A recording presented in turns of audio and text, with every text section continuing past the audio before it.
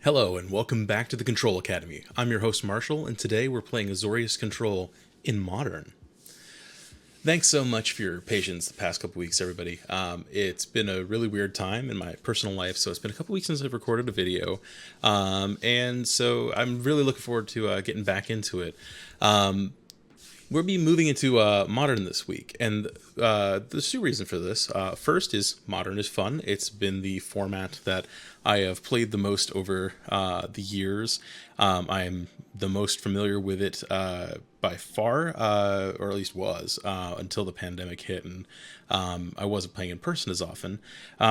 The second aspect of why I'm playing Modern for the channel this week is because there is a regional championship qualifier, the new feeder tournament for the Pro Tour that is happening nearby me, and it is a Modern tournament. And so that is in about a week and a half, so July 16th.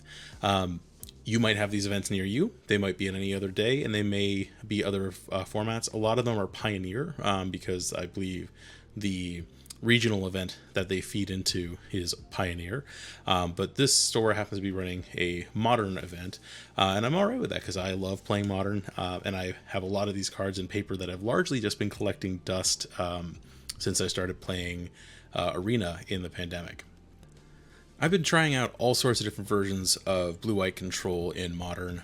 I've played all various compositions of the main board. I played the Esper splashing one that Andrea Mengucci was playing recently, and so this one is one I haven't taken through the ringer yet, so I figured I would do it on a video for you all. And this particular list is by Danielle Benaza. I am just taking it one for one off the deck, and it came in second in a WPEN qualifier, which isn't necessarily the most competitive event of all time, but the deck seems interesting, and it follows enough of the sort of established wisdom of blue-white control in Modern, with some interesting tweaks to what I've been seeing that I wanted to give it a shot. We'll see if this ends up being the deck that I will take to this tournament in paper. I've been playing a lot of different archetypes, but I love blue-white control, and it would be just too on brand to not bring to the tournament. But anyway, so let's go ahead through the deck and show you what we've got going on here. Now, this is obviously MTGO and not Magic Arena, so please bear with me. Its user interface is not something that I am particularly fond of, but we'll get there. All right, so starting off, the deck has a lot of the things that we're used to seeing from Explorer, from Standard actually, or Standards recently passed. The deck has a lot of things that we're used to seeing from Explorer. We've got Shark Typhoon, although it's only a one of here, and I'll talk about that in a second. We've got Teferi Hero Dominaria, which, by the way, apparently is dirt cheap on MTGO because this promo was given away for free. So getting your Teferis on MTGO is really easy. And then, you go down the list and, we've got things like March of Otherworldly Light in the main board. And so there's some comfort here. There's some familiar faces. Where things get nutty in Modern, though, is that things are so blisteringly fast, and the sort of cards that you have to prepare for means that everything just has to be super lean. And this deck is one of the few in the format that can really just sit and react, and then just eventually just grind things out. And that's part of the fun of it, honestly. So how does this deck go about its game plan? Well, first off, we have Counterspell, just legitimately Counterspell in the format. This came in with Modern Horizons 2 back, what was that, last year? It feels like an eon ago. And we got 4 of them.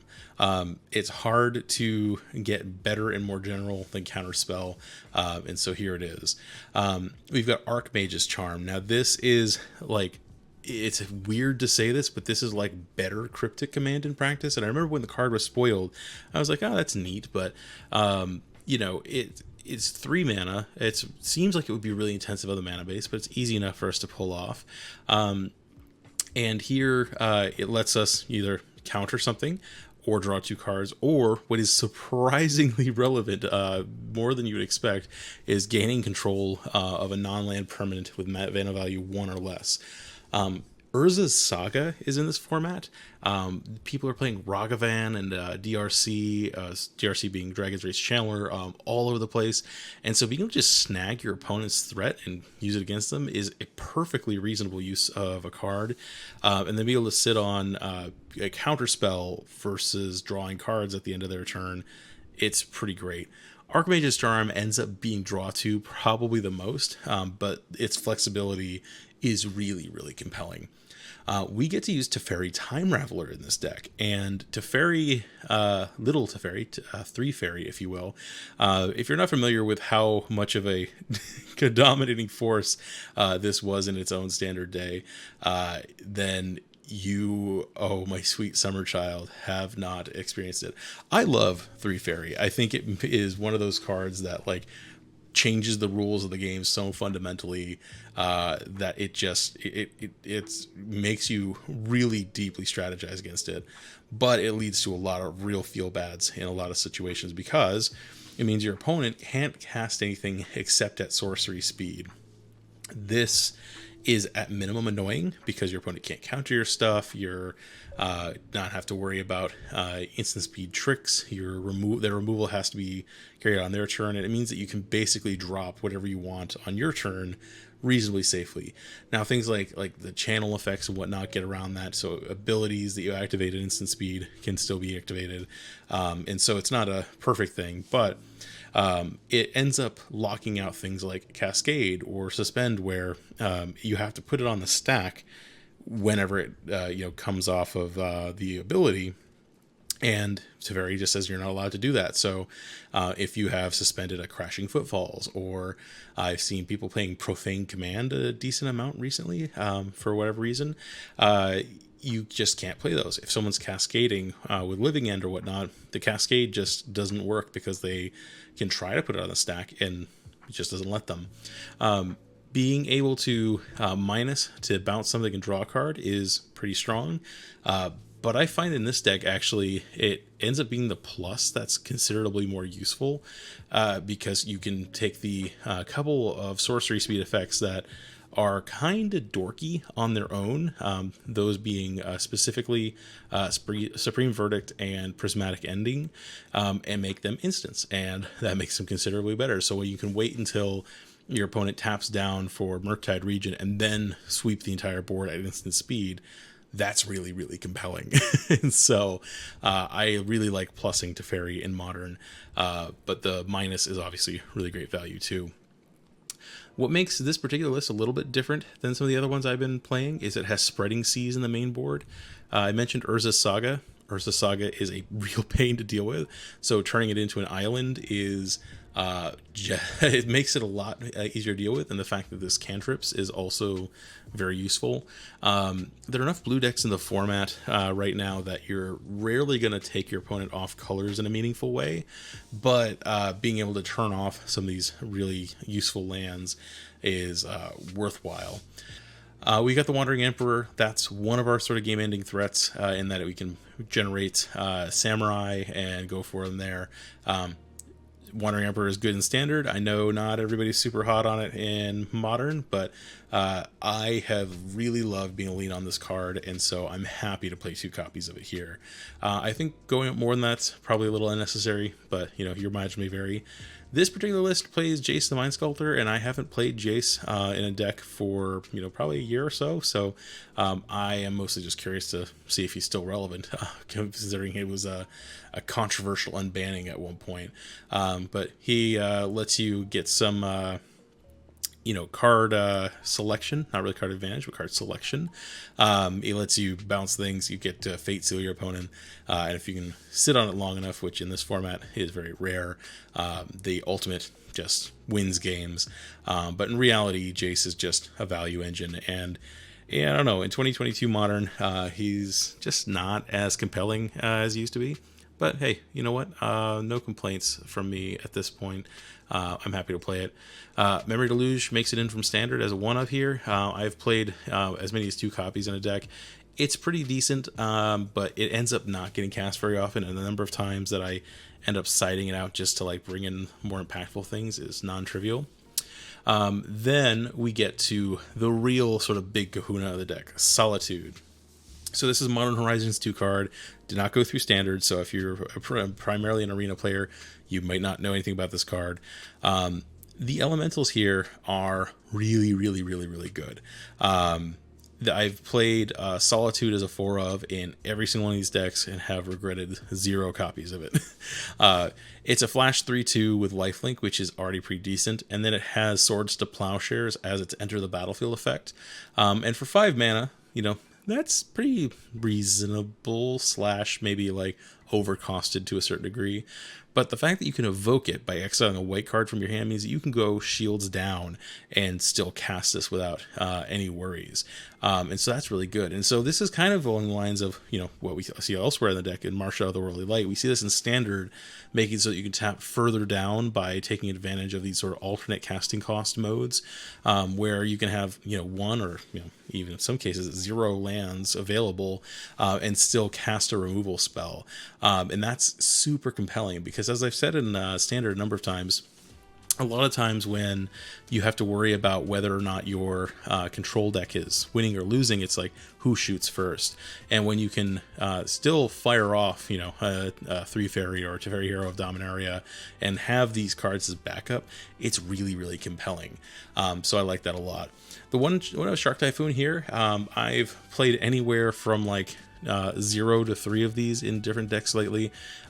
The 1-of here that Danielle put in seems fine, but we've played it in standard. It's still really strong in modern, and the fact that it's functionally uncounterable is a pretty big deal here, especially if you can make a shark that's big enough to block a Delirium Dragon's Rage Channeler. It's pretty good. We've mentioned March. We've mentioned Prismatic Ending. This is one of the premier removal spells in the format because for the number of colors of mana that you use to spend to cast it, that is the mana cost that you get to exile. So it's very similar to March of Otherworldly Light, but March, the cost of the spell is you're always spending more mana on March than the thing you're removing. Prismatic Ending requires you to have multiple colors, but will always be at least mana neutral with the thing you're removing. So it's pretty strong, and it exiles, which is non-trivial. And the number of 1-drops in the format is pretty big. And the other card that's in this deck that makes Prismatic Ending a really great choice is we run Chalice of the Void main deck. There are 1-drops, 2-drops, 0-drops in the format. 1 and 0 is probably the most common thing you put Chalice of the Void on. That dropping a Chalice can just lock opponents out of the game entirely. And so to that end, having Chalice of the Void in the deck means that you have to be cautious about the cards you run of that mana value. And for both Prismatic Ending or March of Otherworldly Light, it's where the target's mana cost is equal to or less than either the X you spent on March or the number of colors you spent on Prismatic Ending. So you can actually just spend a little extra mana, and so if you want to remove a 1-drop but you have a Chalice that has 1 counter on it, if you spend just a white mana on a Prismatic Ending, it'll get countered by Chalice.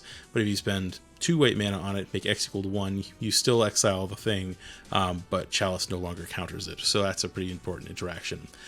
You'll notice that the mana base has some weird choices in here. We've got a Raugrin Triome, we've got Steam Vents, and we've got a random breeding pool up here. These are so that we have some splash colors so that we can get Prismatic Ending up to 4 colors. I am almost a little sad that Danielle didn't just go ahead and throw in a random black source just so you could have the max in there. But there are... so this is the thing, is there are relatively few 4-drops that you need to exile with Prismatic Ending, but the cost of running a random green source or a random red source is pretty low, and so there's no real downside to it there. A lot of the decks have been splashing red for Fire and Ice as well, and I do like that card a lot. It's not in this version of the deck, and I'm kind of curious as to why the original deck's architect didn't do that, because it has been really solid in a lot of formats. But you'll notice that part of the inclusion of green is so that you can have Fracturing Gust. There are a lot of artifact decks and there are a lot of enchantment decks in the format, and Fracturing Gust is a little bit expensive, but it can really sort of throw the deck the other way. So having a random green source in there can be useful as well. That's the deck, and the league that I'm going to join should be a pretty interesting, matching of people. The system on MTGO is a little different than Arena, so we'll see the 5 games that I play here. And that's about it. So if you like the deck or the concept here, please throw the video a like. If this turns out to be a popular video, then I'll continue recording more and more Modern, because I love Modern, even though I don't like MTGO very much.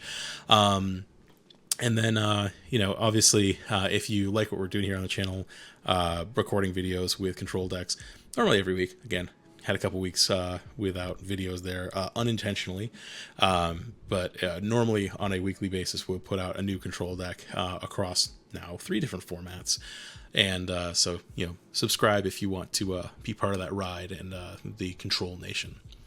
Otherwise, sit back, relax, and let's go play some games. All right, we're on the play against Micrograms. I like that. We're finding my least favorite part about having companions, that MTGO makes you really stop and think hard about them. So we got 3 lands, Jace, Archmage's Charm, Chalice, and a Solitude. The Solitude, I can't evoke that just yet, and I mean the only thing, so we're not actually set up to be able to cast pretty much anything in this hand other than Chalice of the Void, and like that could be good enough. But it also might end up be the case that we do nothing until we get to Jace. So I'm going to mulligan this just because like the chances of us doing nothing before turn 4 are just too high. And so we'll see. Alright, our opponent's mulliganing 2. This hand is considerably better. We'll put one of the Emperors back, but we've got removal we can actually cast. We've got the Emperor as a threat, and Teferi will help keep us there. There are other things that I wouldn't mind seeing in this hand, but all things considered, I am not complaining, especially since we're on the play. Let's see what Microgram's playing. Gisa Glorious Resurrector is their avatar, although that means even less than it did in Arena. So we'll see. Alright, let's go ahead and drop a Flooded Strand and pass a turn. I don't have the muscle memory for all of the MTGO commands memorized like some people do, so please bear with me if I'm slow about it. Opponent's playing Spikefield Caverns. It's not something you see in Modern super often, but it's a real thing. Play an island and pass, leaving up Counterspell. Let's see what our opponent's up to over here.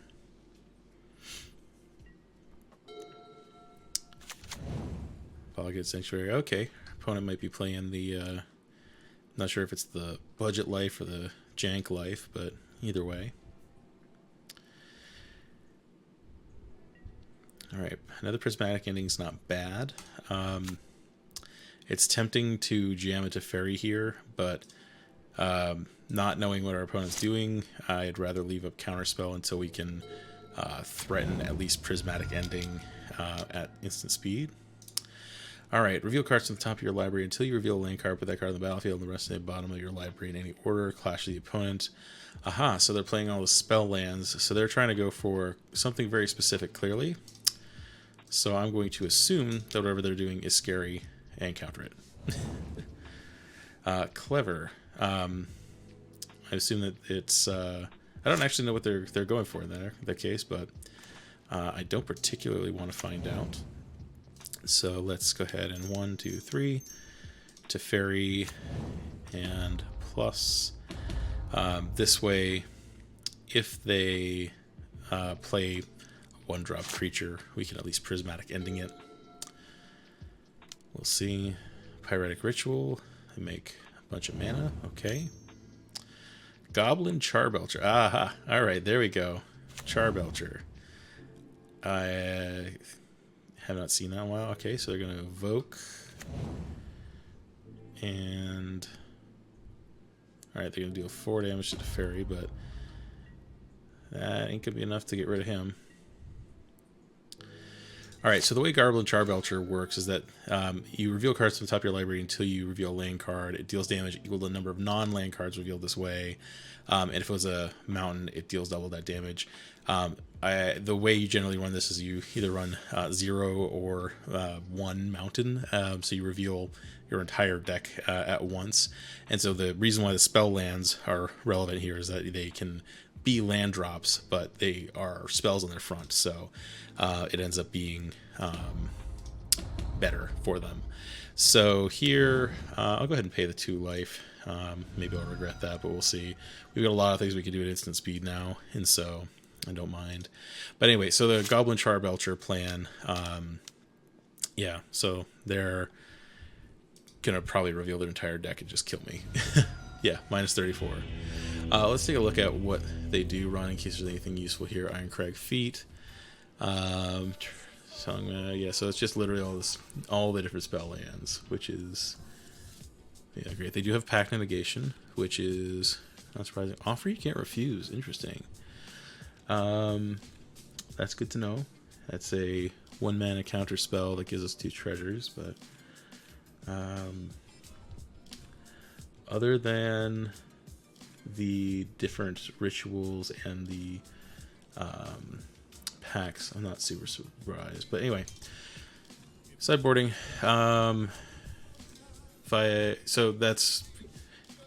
This is not a deck you normally expect to see, so I'm not super surprised, but we'll be better in game 2. We want Dovin's Veto, and Fracturing Gust is probably too slow, honestly. Like, by the time they've got Goblin Charbelcher out, like, I don't know that it actually matters. Let's see, what are we going down in the first place? Supreme Verdict is probably not relevant. I'll probably ditch the other verdict for the Fracturing Gust just because.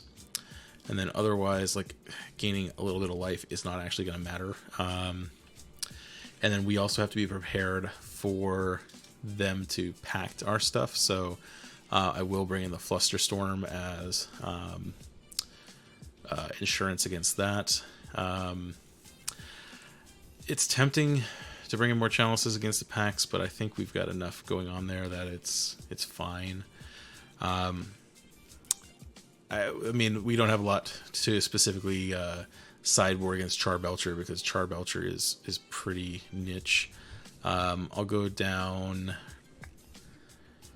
probably the Spreading Seas, or at least one of them there. Yeah, there's a lot that we could take out, but I think that there's not necessarily better things to bring in.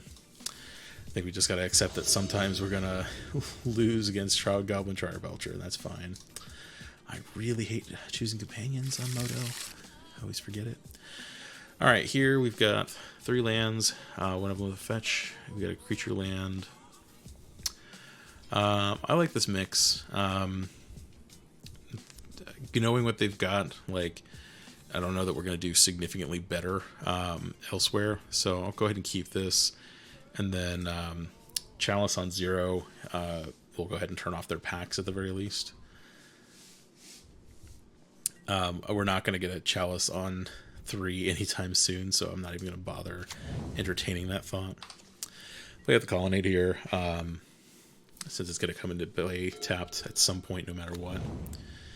The downside of our opponent running these spell lands, for them anyway, is that they are going to have a lot of really slow starts here.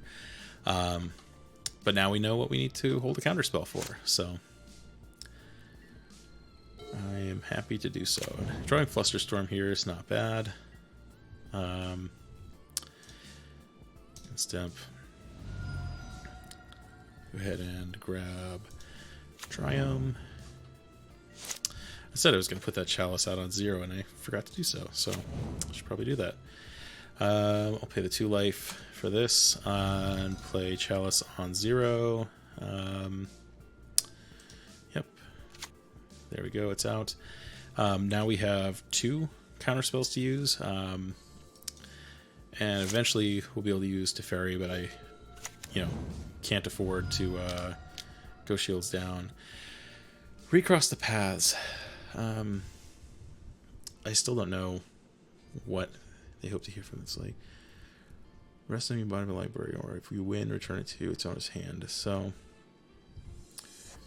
sure. I don't actually remember how Clash works, if I'm being honest. Clash is, we reveal the top card of the library, then put that card on the top or bottom. A player wins if their card had a higher mana value. Sure.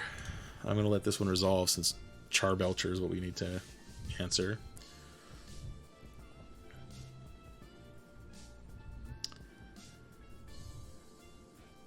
Okay, they've got Veils of Summer now.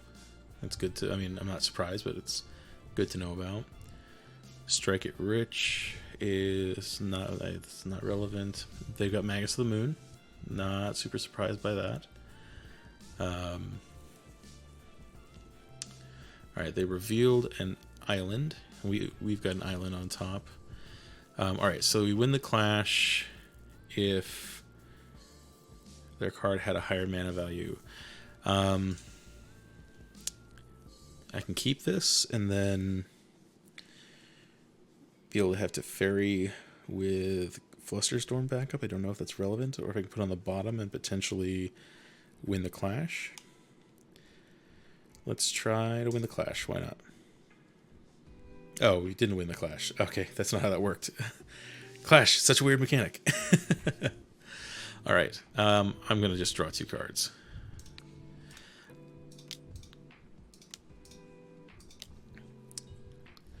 All right, we got 2 lands anyway, so that's all good. All right, so we know that they've got an island in hand and 6 unknowns, so that's cool, I suppose. Play Misty Rainforest. I do need to make sure that I fetch some number of basics, since I know they have multiple Maguses. Magus of the Moon being it turns off non-basic lands, which currently we have a lot of. And I see 3 in their deck at a glance, and so I don't know how many they would run side, but that seems like a pretty important card for them. So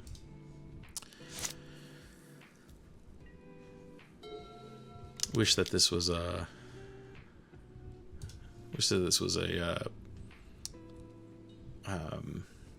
Flooded Strand, so you get a basic plains.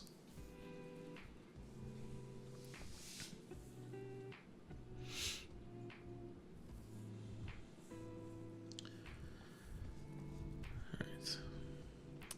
Now, if I were a real power gamer, I would look through their what do you want to call it? Their list of revealed cards again and figure out what they drew, but ain't nobody got time for that. As it is, I've somehow spent 4 more minutes than they have in this whole process, so I have to be aware that apparently I'm slow playing. Drop a Scalding Tarn. Again, just trying to be cautious about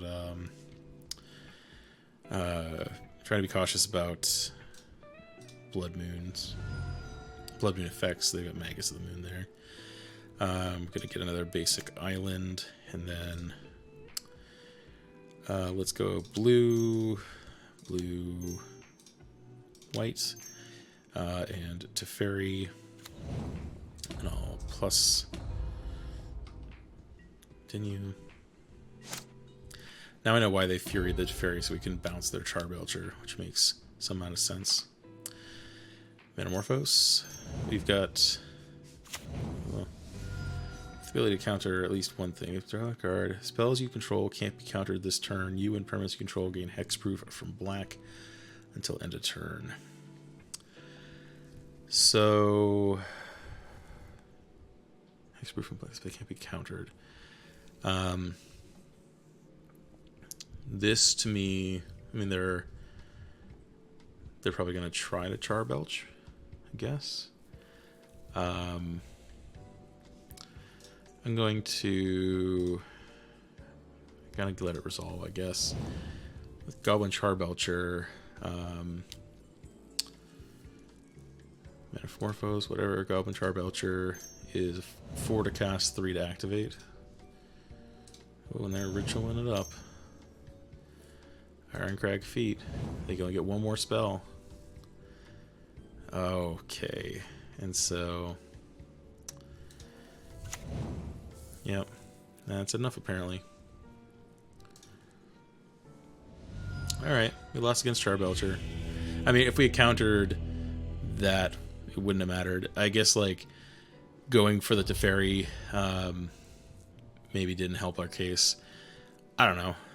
I'm just gonna accept that sometimes we lose to corner case decks like that.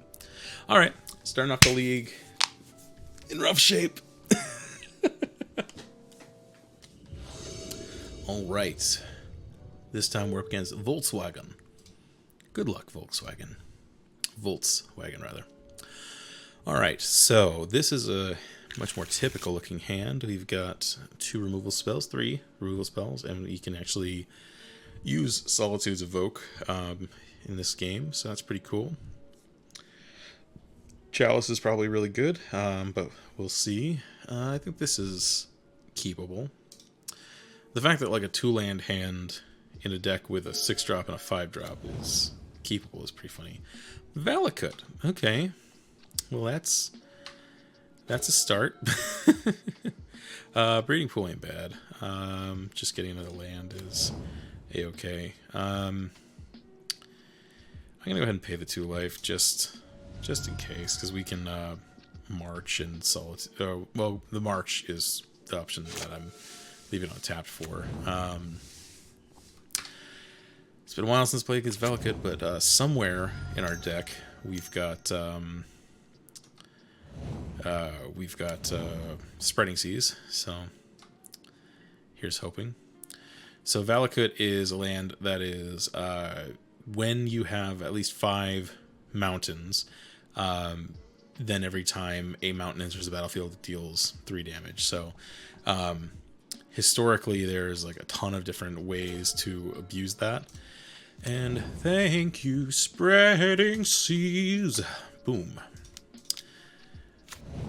Now they've got an island. Now, that being said, they are absolutely going to have plenty more. They're going to have plenty more where that came from. So no celebrating just yet. But it's been a while since I've seen. I assume so. Normally, I would think this is Scapeshift, which probably is. I haven't seen Scapeshift in a long time. So I don't know if this is just like boomer Scapeshift being played in Modern for giggles, or if like there's an accepted version of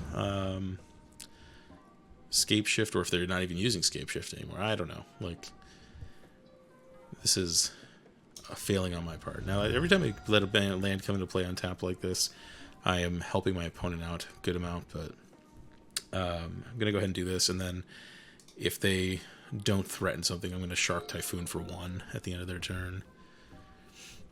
Just to draw a card and get a 1/1, I suppose. Alright. So, like, with MTGO, especially, like, you get some people who are, you know, honestly like me, under normal circumstances, where, like, you just sort of sit on a deck in your collection for a long time and break it out every so often. But second Spreading Seas, I will not complain about whatsoever. But then there's also cases where it's just like, and so someone's playing their pet deck, and there's also cases where like you're just seeing the next hot thing before it comes out. So I don't know what this is. I'm gonna go ahead and pass. I'm gonna get ideally a white source of some sort with this Misty Rainforest, and if they don't pressure me in any way, then I'm going to Wandering Emperor. But having the Spreading Seas makes me feel at least a little bit better. Because Dwarven Mines coming out the wazoo. They could be using Indomitable Creativity. I don't know that they're not. Well, if this doesn't work, then it's going to cost me way more life than I would have paid otherwise. But let's go ahead and see if we can snag this dwarf with a Wandering Emperor. Make a samurai. Yeah, okay. Fine.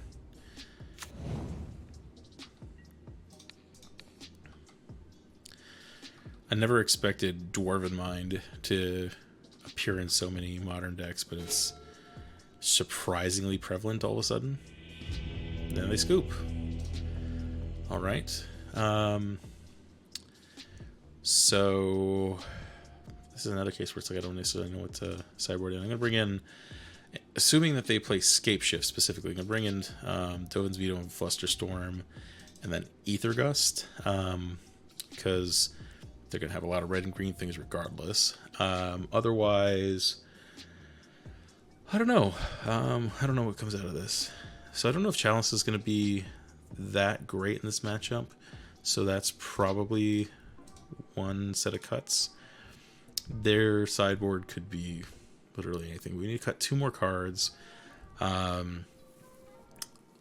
think probably are okay keeping most of this stuff. If they have a Primeval Titan plan as their backup, then having Wrath effects is probably pretty good. I think the answer is probably going down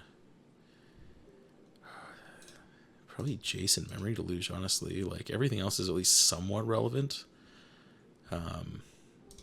Jace doesn't really do anything, and Memory Deluge, like, Memory Deluge is really good. But I just don't see this guy. Maybe it's going down 1 to Fairy Hero, but that's how you win the game. I'm going to go down to Memory Deluge. We'll see how that goes. I don't know if that's the right sideboarding. This is my first time with this like particular like build of this blue-white control, so not used to this particular sideboard plan. This isn't bad. We've got Spreading Seas and Aether Gust plus Counterspell. The double Solitude is maybe questionable, but make it work. Alright, beginning of combat, end step, cool.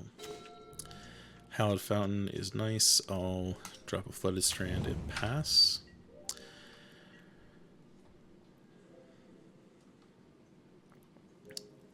There's like a non-trivial chance that they are running Blood Moon, so gotta make sure I get basics. Although if they were gonna play Blood Moon, I would expect maybe slightly more aggressive fetching for Forest, but yeah. Oh, I guess they couldn't fetch for Forest with what they've got there. Ren and 6 is annoying, especially with us being on the draw. I'm gonna grab a Raugrin Triome.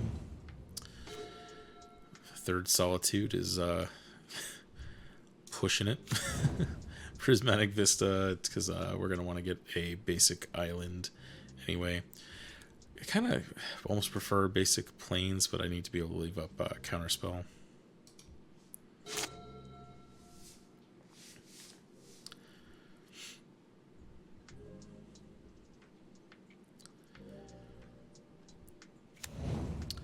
At the end of their turn, if they don't give me anything better to do, I'll probably Aether Gust this Ren and 6, and then yeah, that's fine is a strong word, but it's a thing. There's a Valakut. I will happily get rid of that. So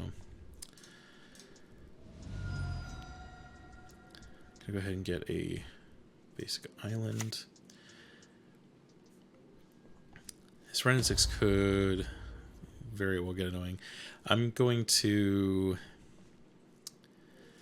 Spreading Seas this coming turn.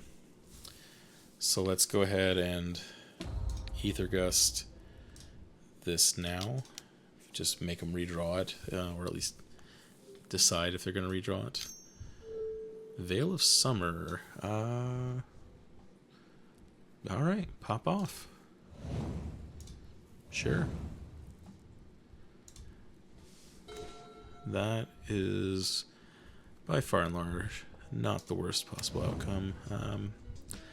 Put this blade tapped. Actually may regret that, but we'll see. Alright, so this can't be too boomery, because Wrenn and 6 is at least recent enough.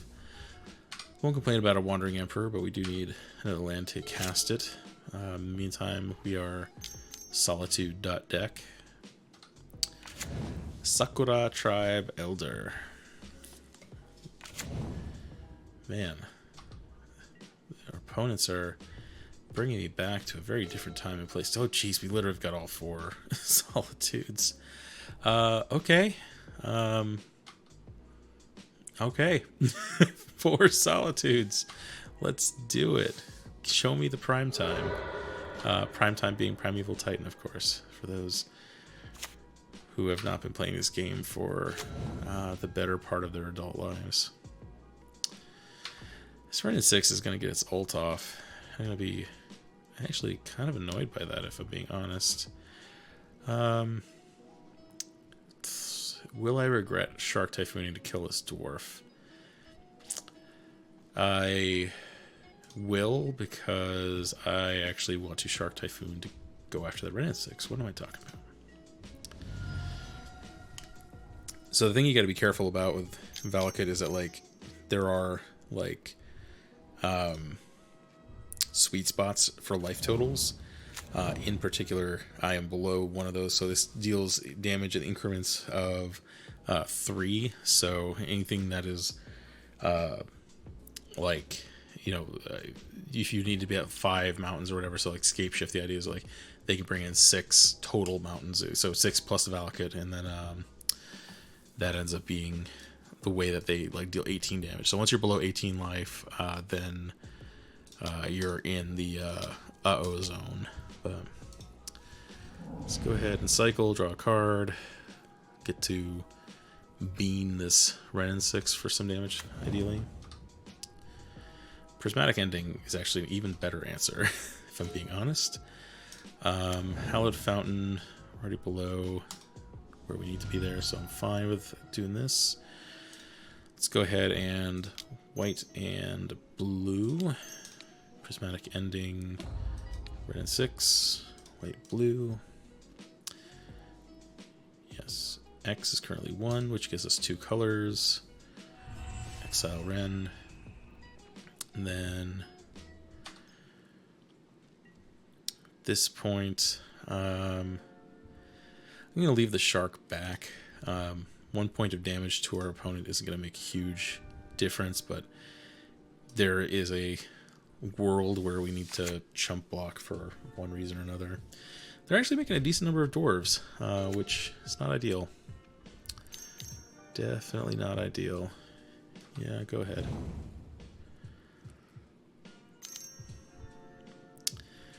Wrenn and 6. Yeah, go for it.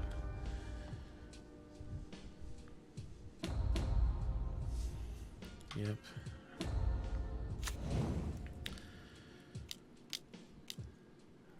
Wish. I am going to say no to that. I don't know what they're going to get, but I'm going to assume that it's not something I want them to. Right here, I'm going to go ahead and block a dwarf.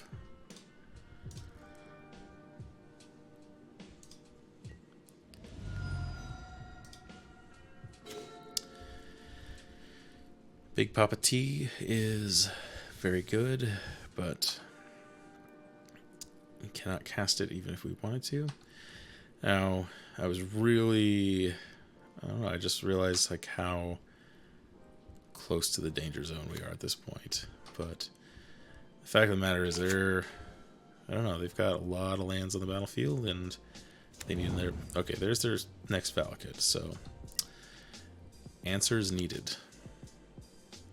Let's go ahead and Wandering Emperor.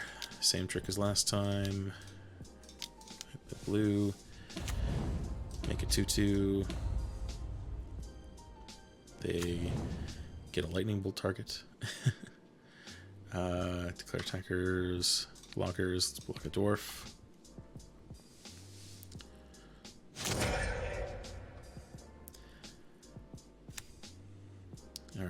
Alright, they're gonna shoot the Wandering Emperor with Valakut. See? There we go. Now this is exactly why okay, yep, there you go. Saw that coming. This is exactly why we need that other Spreading Seas, like ASAP. Alright, so unfortunately I do think this means we're basically dead. Yeah. I mean, we can kill it with Solitude, so that's fine, but yeah, you get 2 Valakuts. They're gonna, or they get a Valakut and a Cinderglade, which now the Valakuts all see it, so yeah, unfortunately this one's basically over. So let's go ahead and see what we can, second to Fairy. Alright, I don't see us winning this regardless, so, because they're going to, let's see, get back a Scalding Tarn with Renin 6 and then deal 6 damage, so yep, concede. Move on to the next one. Alright, so here, I don't necessarily know that I could sideboard too differently. This is actually maybe a case where Dress Down is somewhat useful because we can turn off Primeval Titan's ETB tapped ability.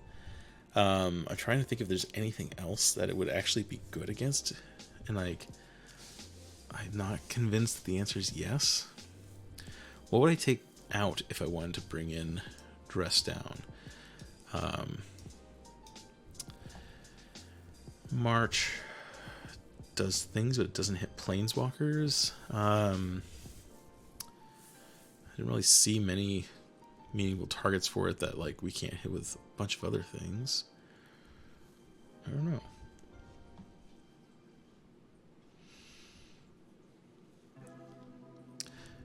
Let's try the Dress Downs. I don't know if this is right, but I'm gonna try it. They at least turn off Primeval Titan, which is not trivial. Which is a companion. I always forget the companion's even there. Hey, this ain't bad. I mean, it's not amazing, but no, actually, it really isn't amazing. But having Spreading Seas in the opener is pretty darn good, so I'm gonna keep it. All right. Play Raugrin Triome and pass. Arid Mesa. Well, the second that you guys decide to play a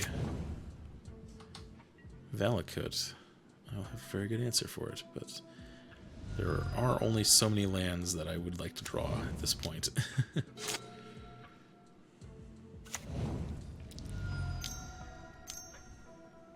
Renin 6. You boys back.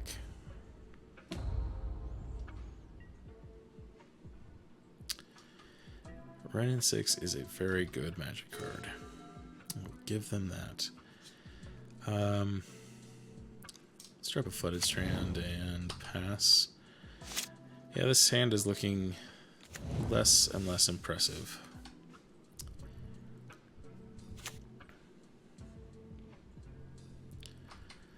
Arid Mesa coming back to hand. Exploring.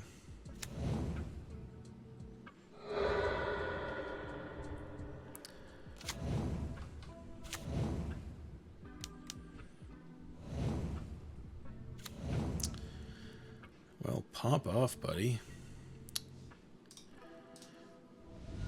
Alright, so I'm gonna grab... I've got the Breeding Pool in hand. Let's grab a Hallowed Fountain. Enters tapped. Okay. Well, Scalding Tarn ain't it. Let's go ahead and drop the Vista. Get a basic Plains with that.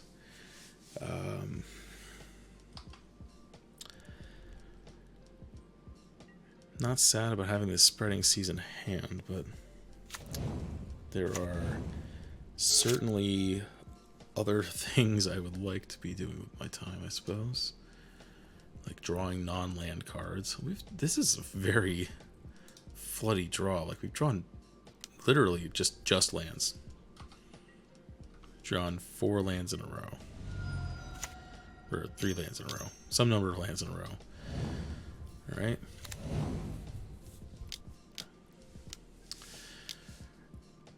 There's Scapeshift.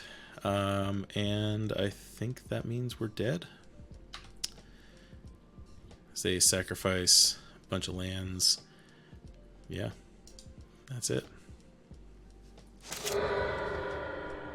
And then they put out Valakuts, plural, and mountains. Yeah, that was basically the nut draw for them. And I needed a counterspell, and I kept a hand basically just on the back of Spreading Seas, and that was ambitious. Yeah, go for it. I can't even invoke Solitude if I wanted to. Alright, fine. Alright. Our opponent is Comic Book Day. Good luck, Comic Book Day. I really deeply hope that you're not playing a combo deck from 4 years ago. Because I'm a little tired of playing against those right now, if I'm being honest. Chalice is potentially great if we are playing against more recent modern decks.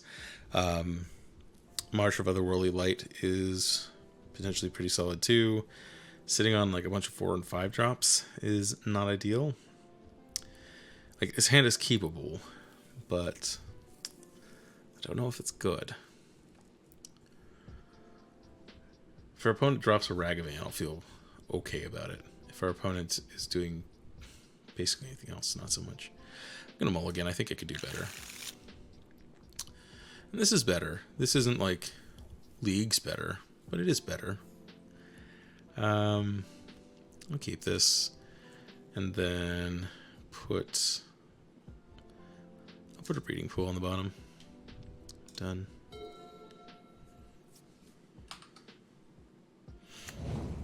Spire Buff count. Okay.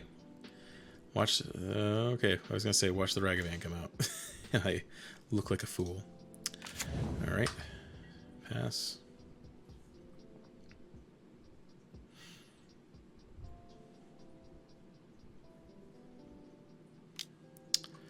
Consider.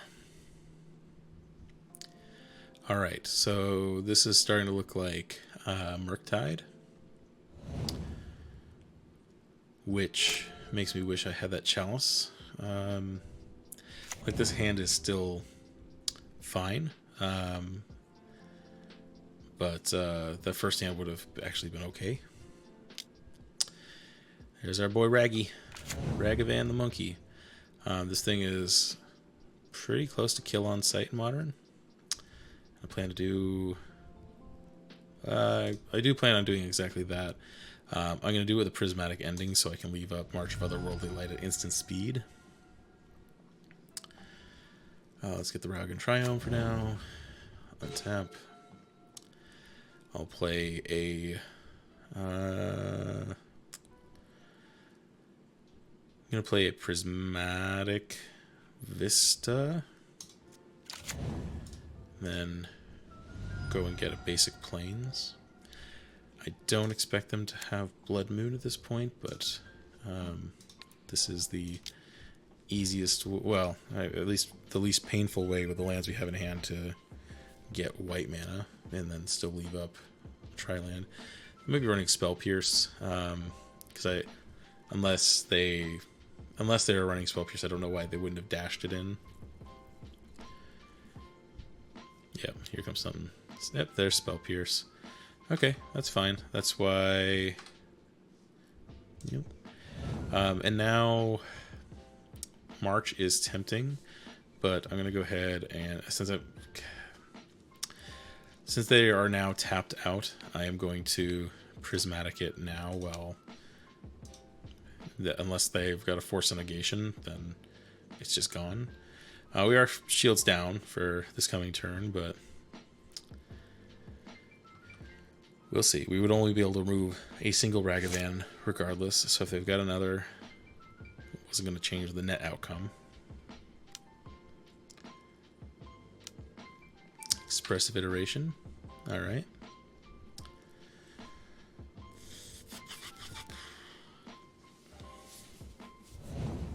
Alright. Consider. Alright, they've got Spire Bluff drawn. Look out.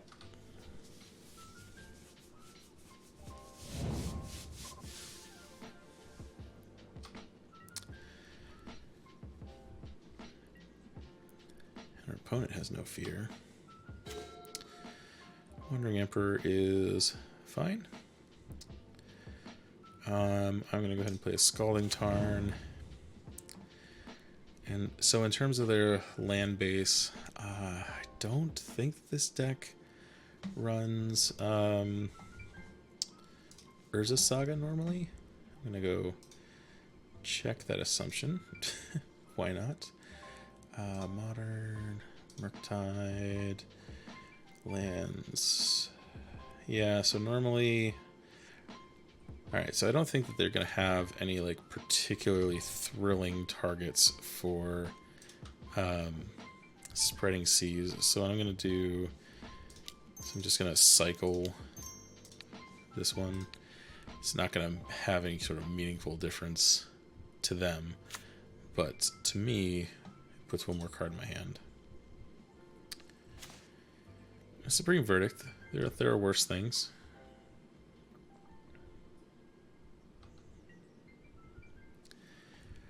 Importantly, you can pitch both of these potentially to a March if we really need to.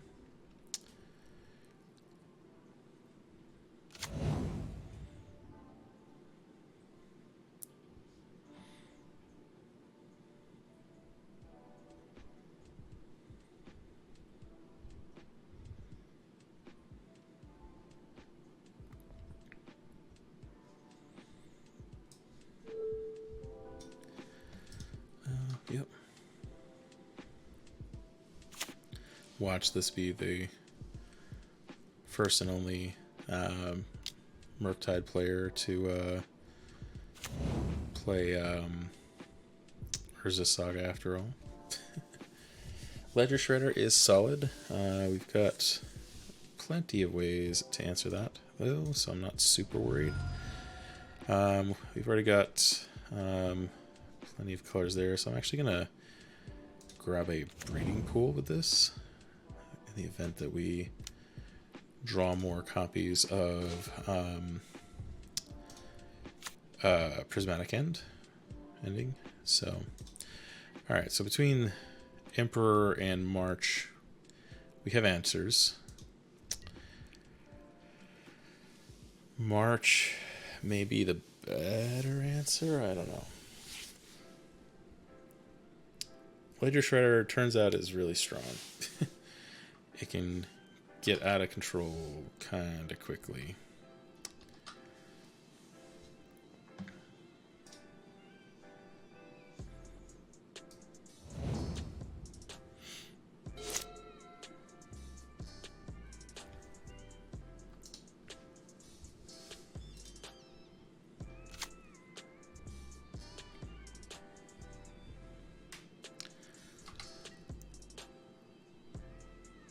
Alright, I'll let him hit me for one.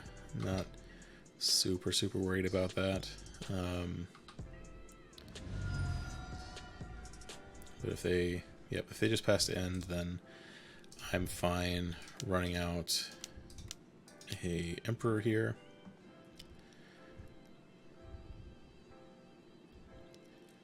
See what that prompts them to do.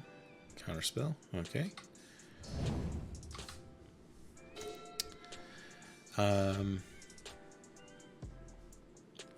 Alright, we're doing okay. I'm going to sit back on this. We can do everything but Supreme Verdict at instant speed. And so this Ledger Shredder is not yet so scary that I feel like I need to like go out of my way main phase during my turn to do it, especially since they had 3 mana up anyway. Eventually we will need to deal with this Ledger Shredder, but don't know that that's right now. Bobble. Do it. All things being equal, I would like to actually Memory Deluge this turn. They bobbled me, so it's good to know.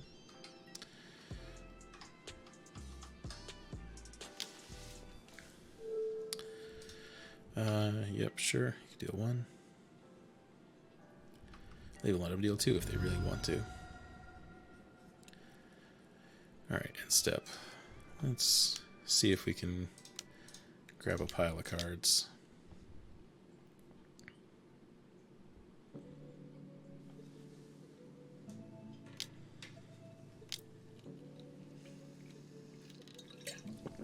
Alright, Counterspell. That's fine. I mean, I'd rather it resolve, but of all the things in our hand to not, then that's fine. Shark Typhoon. Okay. Well, they know that's coming, so not going to be the element of surprise on that one. They only have 2 cards left to hand. They discarded a Lightning Bolt off of that Connive, which is interesting. They must have known about the Shark Typhoon already by that point. DRC, alright. Let's go, Darcy. It's already in dragon mode. I think at this point, I am leaning toward... Let's see. I mean, Supreme Verdict is probably the right answer here. Let's go ahead and let's see what happens when we run out of Emperor. I think if I go shields down, they may Murktide, and then I can Supreme Verdict everything. Like, I'm almost certainly going to Wrath the board. Like, maybe not regardless, but if their Ledger Shredder survives, then I will probably... No! Oh! Clicked the wrong thing. No. I wanted to do the exile effect. Gosh. Darn it. Because now if I complete the board, that was just a misclick. I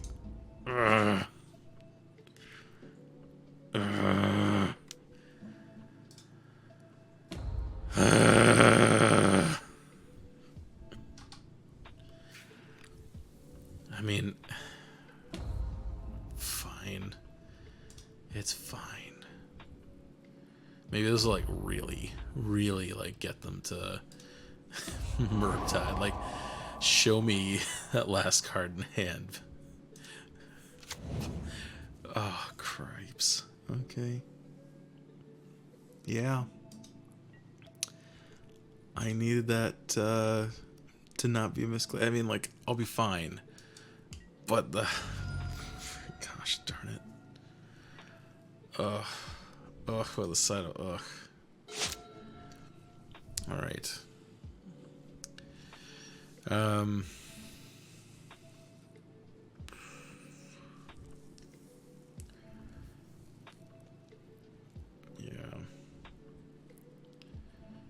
If I Teferi, it just dies. It's such a brutal misclick. Like, of all the things. Because, like, if I had done that properly, then I could just Teferi, bounce the Dragon's Rage Channeler, and leave up a March of Otherworldly Light and be totally happy with myself.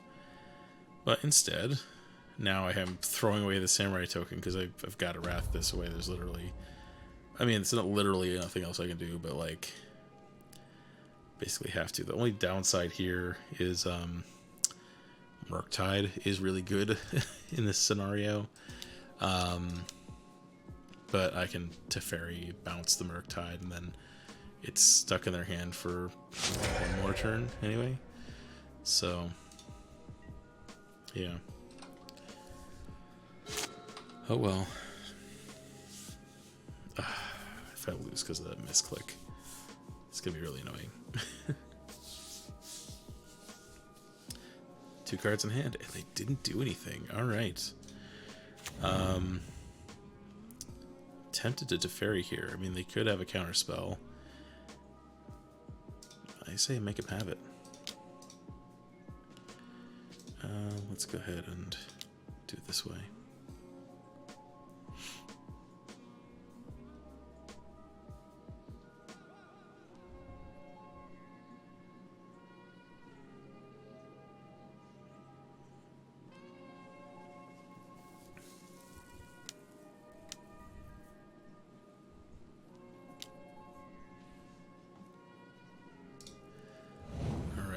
They're drawing cards.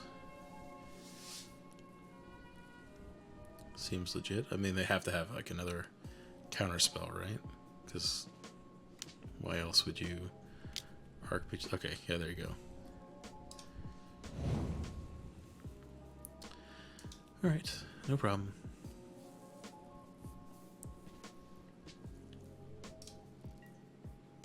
Teferi is very good in this matchup, but it is not the sort of be-all, end-all. I do look forward to using this Shark Typhoon to make a big buff shark, but don't know when that'll happen. I mean, they've drawn all 29 cards at this point, so I have to imagine. There's Murky Boy. How you doing, Murky? All right. And he's chunky. Seems good.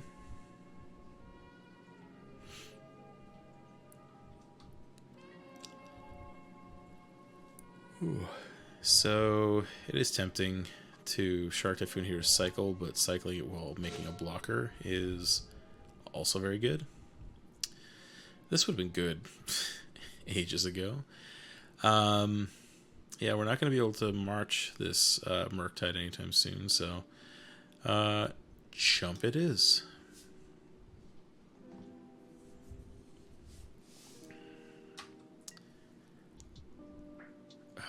We would be in a very different position if I had not screwed up that Wandering Emperor click through. I was entirely be fat fingering it too, so like it was a misclick, but I don't want to say it's like strictly like not Moto's fault. Like if this were in paper or even on Arena, I would have gotten it right. But it was like one of those things where it just like happened so quickly. All right, yeah, they're looking at me, looking at them, looking at me, looking at them.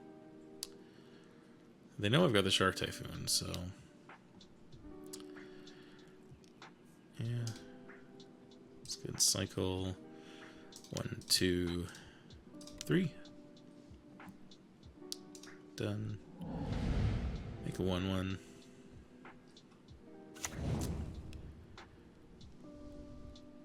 They got lightning bolts in their deck and unholy heats, so it's not impossible that this shark doesn't actually live to block. Yeah, there's unholy heat.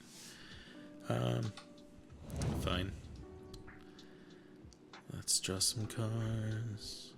That's normally a very good card, but here it's not going to be super helpful.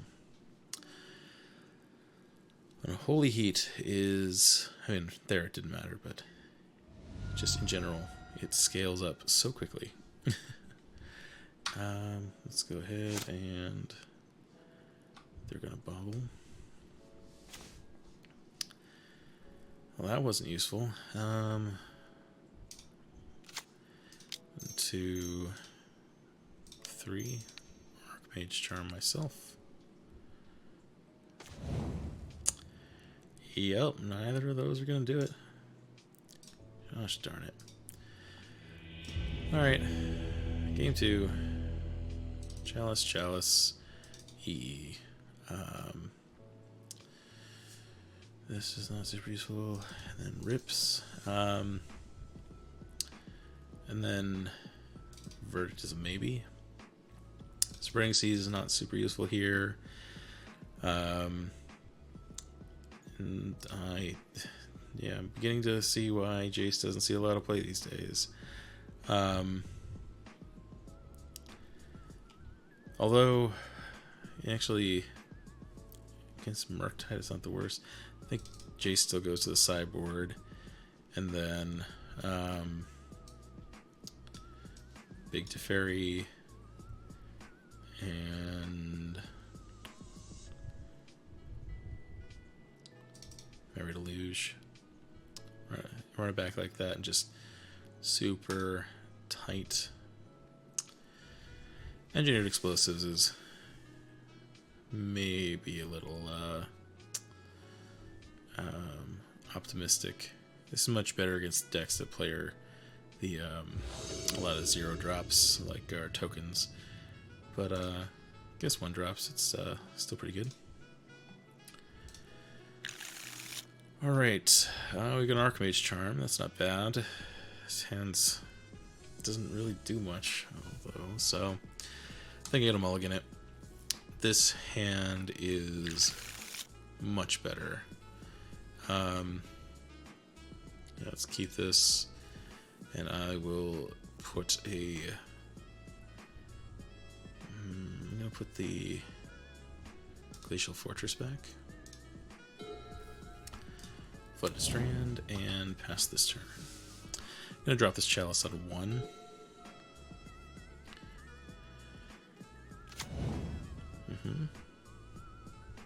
So you got a Ragavan? Not yet.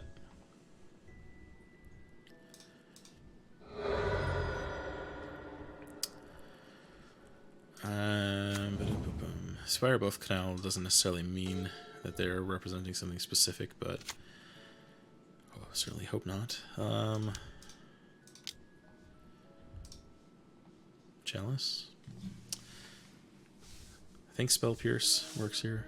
I can't remember if Spell Pierce is non-creature or instant or sorcery. But either way, trying to drop a turn 2 Chalice is almost always the correct answer against this deck, because like between Ragavan, DRC, Lightning Bolt, Unholy Heat, like there's just so many cards in their deck that just stop working. Now they can still throw Consider's another one. They can still throw them in their graveyard for a Murktide, but it's still much less effective on their end.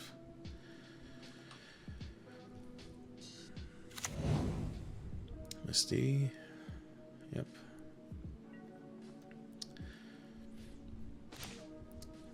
All right, drop a Colonnade and pass turn. I mean, we don't have a ton of action otherwise, so it's a darn good thing that resolved. Let's see if I can click the right darn thing with the Emperor this time.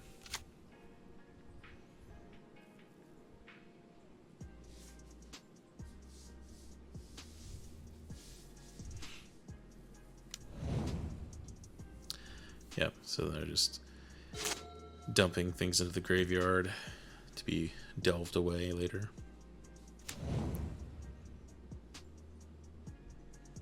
Always like a questionable move, and like if they have no way to remove the Chalice, then yeah, what else are they gonna do? But yeah, it's a tough spot. All right, if they don't provide me, well, actually, they could have Counterspell up. All right, so because basically my 2 options here are leave up Wandering Emperor in case it's relevant, or Teferi leave up Prismatic Ending, because on its +1 I can at least get rid of something. But the only things that I could exile, Chalice is already protecting, so I'll just go and try to see if I can play the Emperor. Go from there. It's considering that they have counter magic represented. Don't want to tempt fate.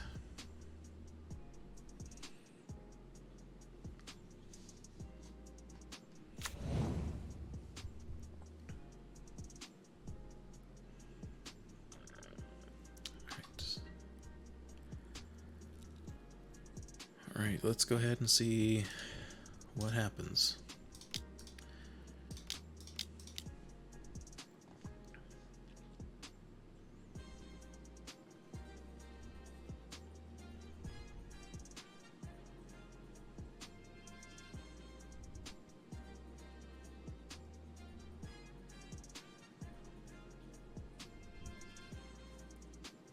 They're thinking pretty hard. This time I do want to make a 1/1 or a 2/2 rather, so we'll see. Interesting.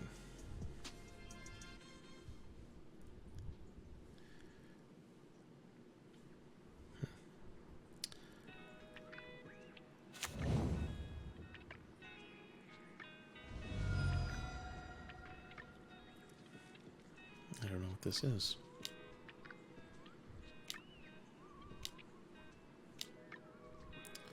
Ah, subtlety. Not bad. Not bad at all. Yeah.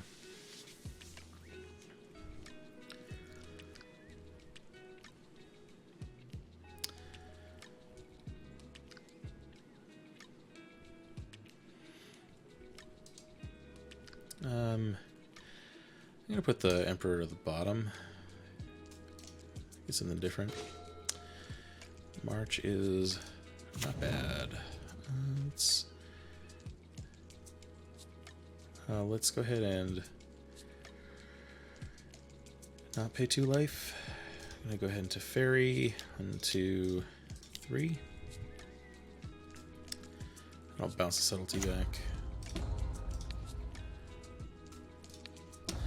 It only works on planeswalkers on the stack, so alright, and that will be good soon.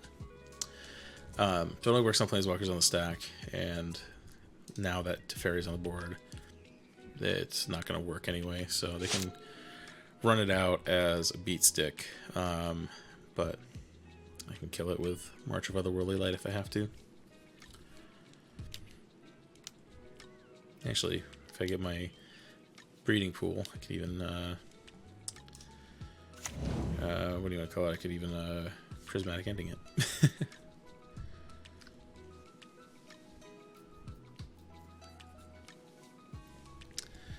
Yep. Actually, one more land and I could just leave up Celestial Colonnade too.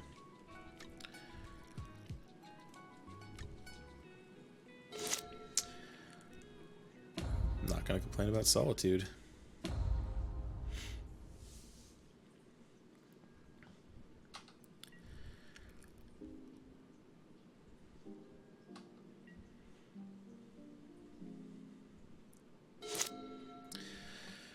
I think I need to hold Solitude in case they have a Murktide, and so I think my answer is to march this subtlety.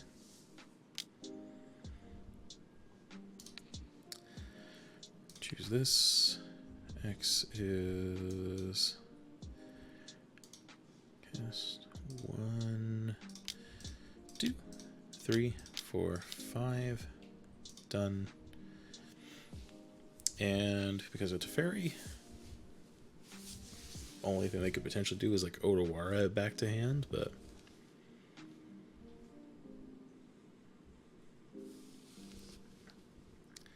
now this doesn't mean that they aren't going to have great follow-up, but the fact that they're on turn 6 with a full grip and only 4 cards in their graveyard tells me that they're probably sitting on a whole lot of 1-drops that they cannot cast.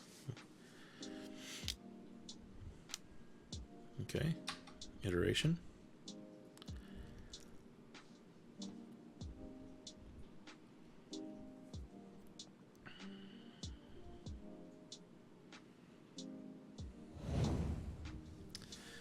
Polluted Delta in the exile zone.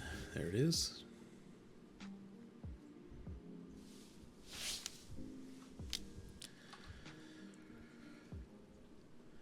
They are digging.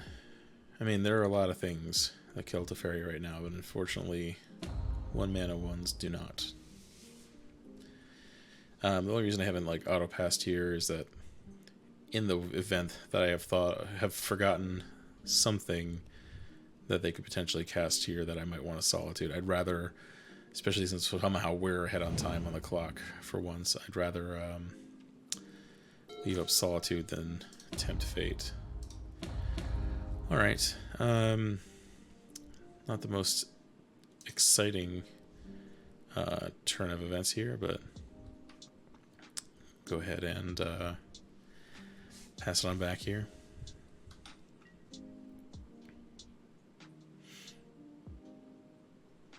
Between Counterspell, Prismatic, and Solitude, we've got pretty decent defenses here. It's going to be a long game if we are going to win it, though. Alright. That is indeed a thing, though.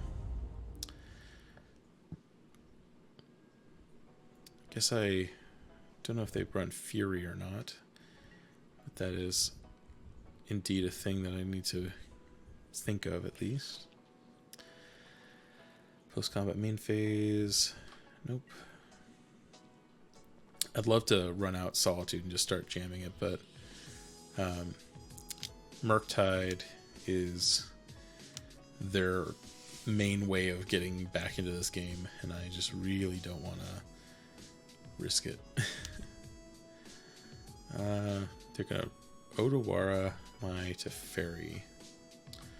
Okay. I mean, it sucks, but fine.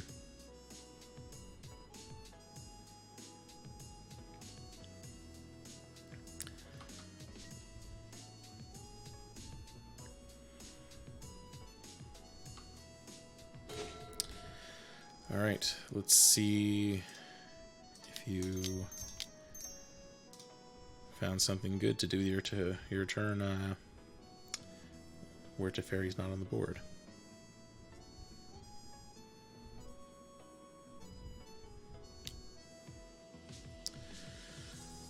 Mystical Dispute.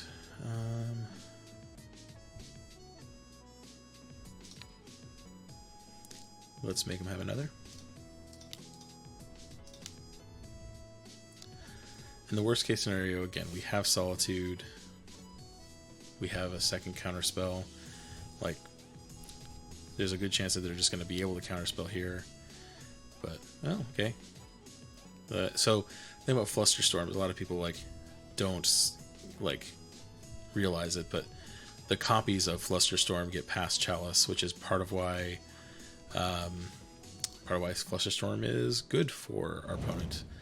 But I'm happy just getting as many of these things out of their hand as possible. Because we have another Teferi.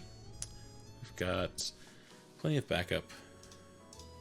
At the end of the day, we're doing just fine. I'm honestly surprised that when they bounced the Teferi that they didn't bounce the Chalice, unload all their 1-drops, and then sort of make me have to look at it all, you know, because I don't have any Wraths on hand right now. I mean, I've got them in the deck, but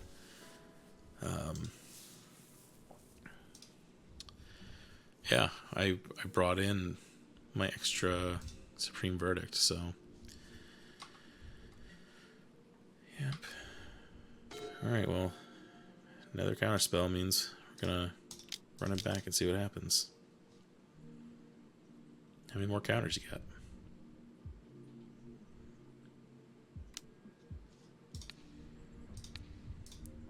Blue and blue.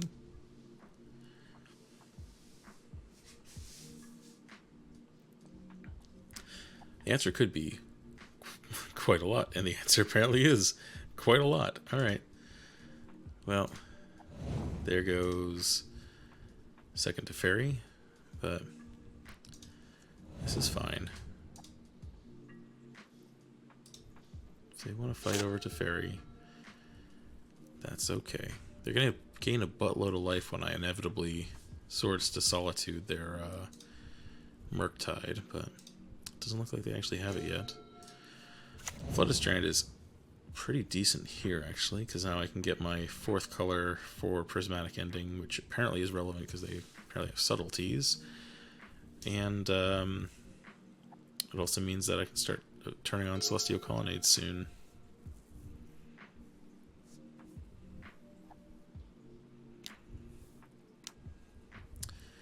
Yep, Laser Shredder. Fine.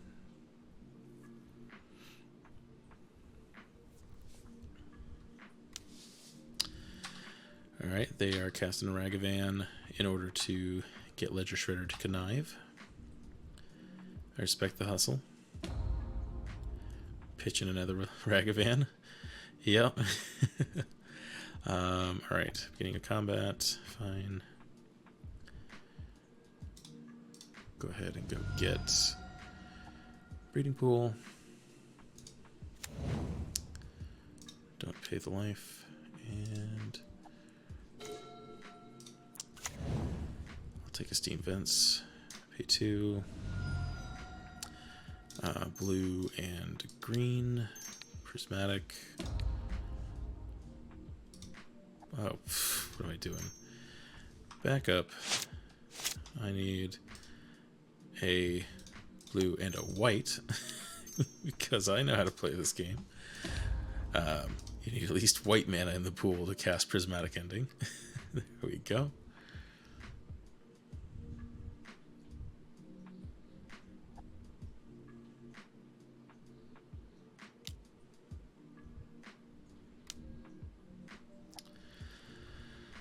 Counterspell, huh?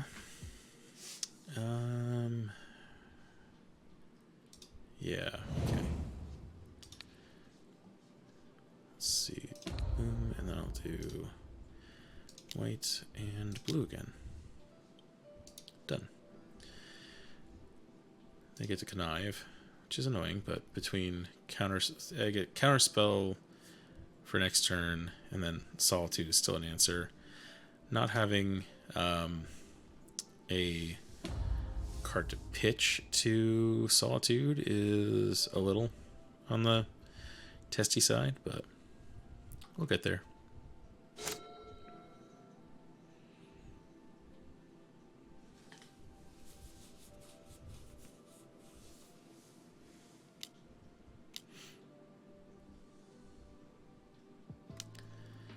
Show me your moves. Jace, the Mind Sculptor.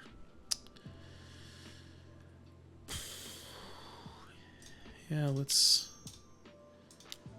not.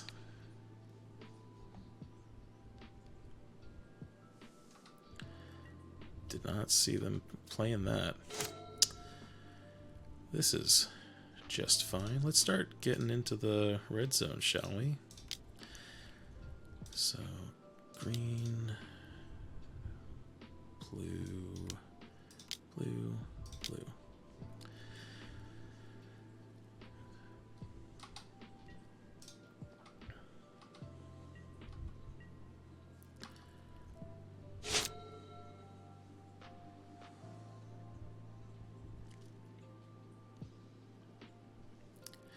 Celestial Colonnade having Vigilance makes its activation cost considerably more bearable.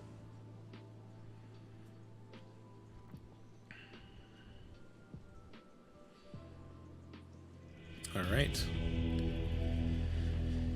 Game 3, my dudes. I can actually bring in the Veto since they're bringing a lot of counters magic, and maybe the Flusterstorm. Aether Gust still seems a little bit unnecessary here. And then the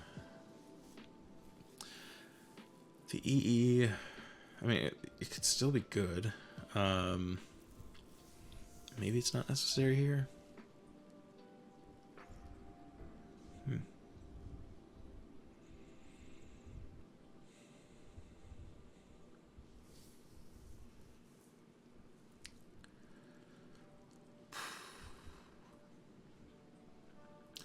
Yeah, I'm going to go down the Engineered Explosives and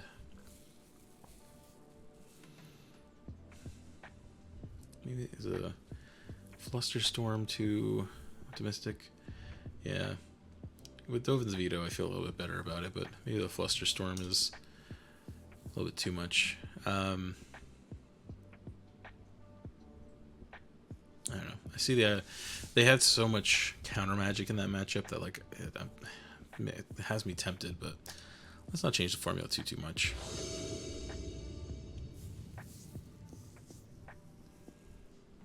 Kaheera. All right. This is not the best hand I've ever had. Does nothing against turn 1 Ragavan, so let's mulligan. Jeez, this does even less.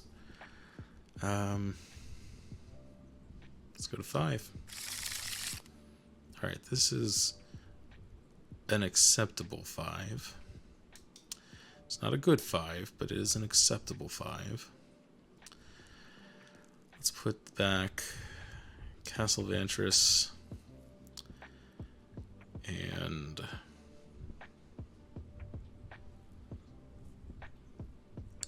Steam Vents. There we go. Oof. Oof with a side of oof.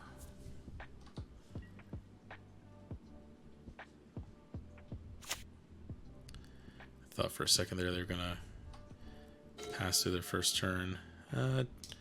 Normally I'm pretty happy to see Teferi. This is not one of those times.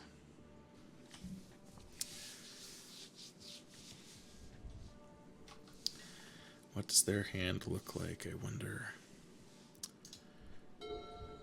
That's I love even like the non-full arts from the new Kamigawa set. The basics just look so good. I don't see red mana yet, so that's something. Ledger Shredder, that's a thing.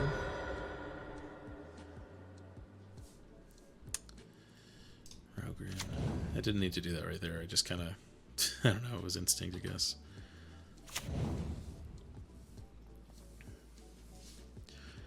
They could still have a Mishra's Bubble. Yep, there you go. That's how they are going to connive there. Wonder if they just don't have red. Yeah, seems like it. I think there's still enough advantage to... Yeah, so this is a case where, like, everyone's able to play around this anyway, but if you hold on to the fetch land, it changes when they have to use their bauble, because otherwise you just shuffle away whatever they saw. Let's play the Fortress, and then I'm gonna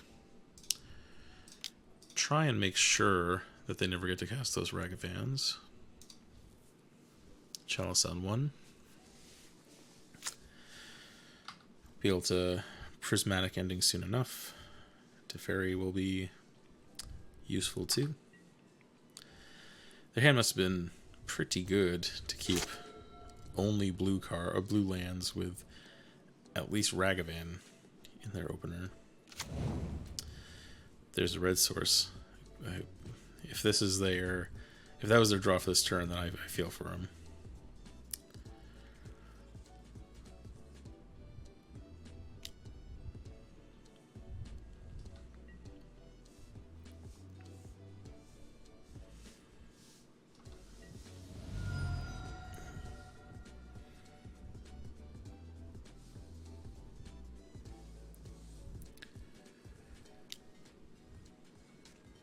Alright, there's Ragavan.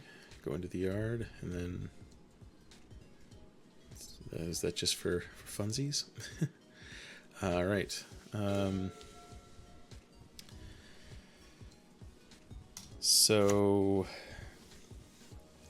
I could try to Teferi Bounce Shredder. I could Prismatic Ending.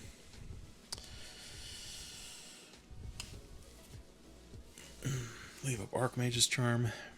I think leave up Archmage's Charm is the right call here, because I don't mind taking 2 or 3 damage from this. Like, as tough as that is, they're representing Counterspell here, and between that and the fact that, like, even if they don't give me anything to counter, being able to draw 2 cards at the end of their turn is pretty good. So, we'll try to do exactly that. Excuse me. Yeah, come at me, bro. Or gal. Could be either. Or neither.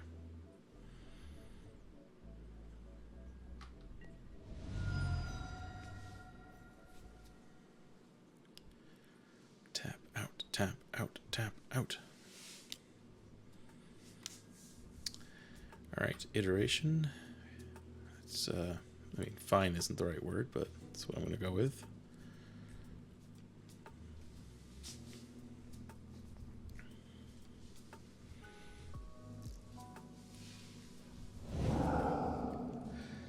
Fury. Okay.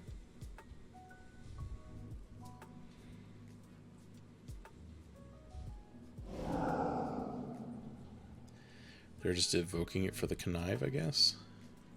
What are they? Except for the hand, DRC. Okay.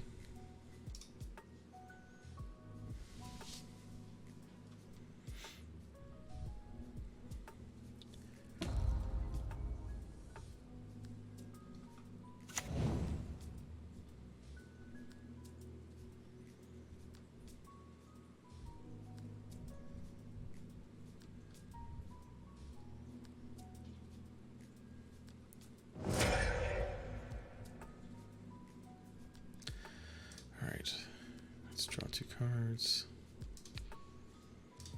Blue, blue, blue. Alright. Seems fine enough. Wow. Counterspell, counterspell, counterspell. So, pay the 2 life. Really, really, really want to jam to Fairy, but I think the right play here. So they're almost certainly representing Mystical Dispute here. And so going to Prismatic Ending the Ledger Shredder. Because this is white and not blue, Mystical Dispute will not work. If they've got Flusterstorm, then we can pay for it. Cool. And now we get to go into their turn with Counterspell up.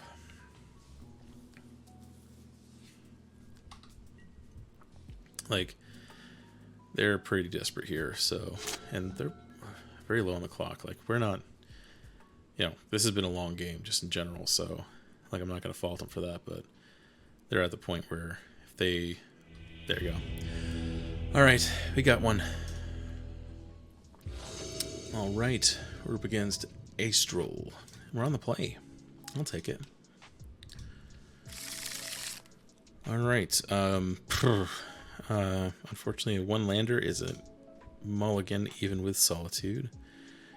2-lander is only just so. I think I keep this rather than go to 5 anyway. The question is what to do here. I think this hurts because I think the answer is put Archmage's Charge on the bottom.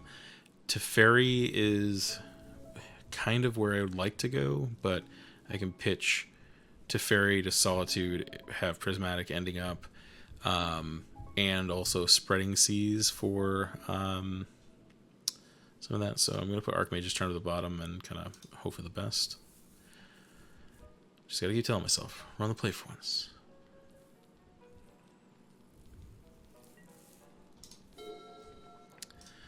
Alright, let's go.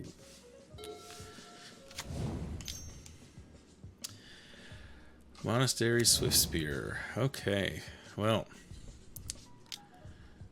we actually have an okay hand for this for once, so I'll take it.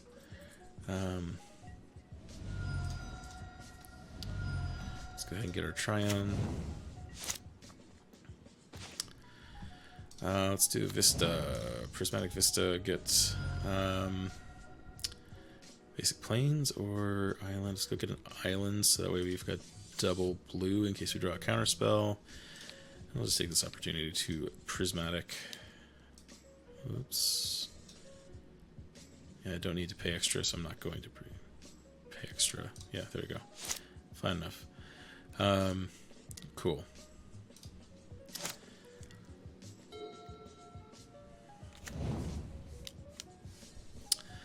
Eidolon. Alright. Cool. Well, that's a thing. Turns out burn is still good in 2022. Flooded Strand. Let's look at a basic plains. Let's, no matter which of these we do, we're gonna take 2 damage from Eidolon, so at least a fairy is gonna let us draw a card. There's a chance he dies, but whatever. I'll sit and draw. Chalice. Chalice is good. Chalice is actually quite good. If I can get... no, okay. So next turn I can play Chalice on 1 and be basically okay. There's the Eidolon back. Ouch. Let's go ahead and plus Misty, get an island. I'm going to 1, 2 Chalice on 1. That turns off a lot of their deck. Ouch. And then I'm going to Spreading Seas. That. Ow, again. I would really love to be able to hard cast this Solitude, but ain't there yet. I'm gonna almost certainly have to evoke one of them because I want this Teferi to survive.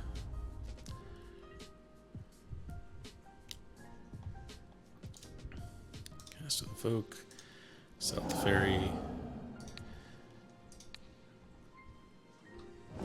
stem the bleeding at least a little bit.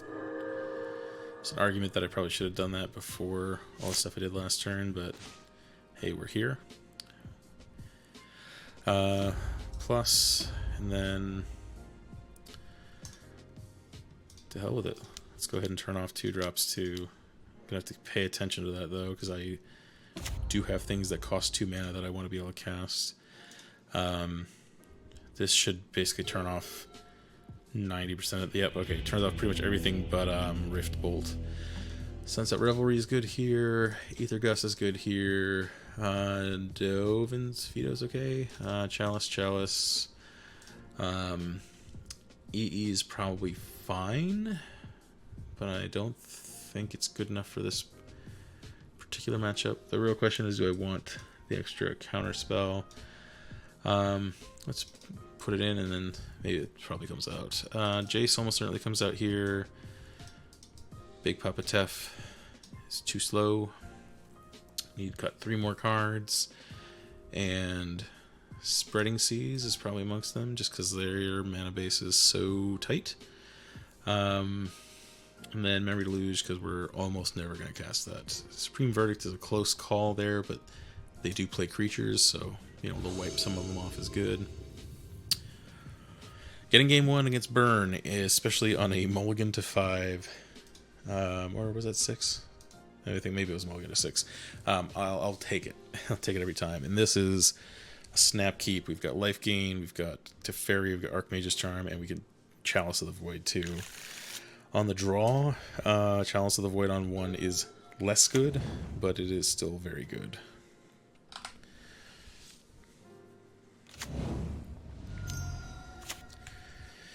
Yep. Come at me, Taylor Swift Beer. Let's do it.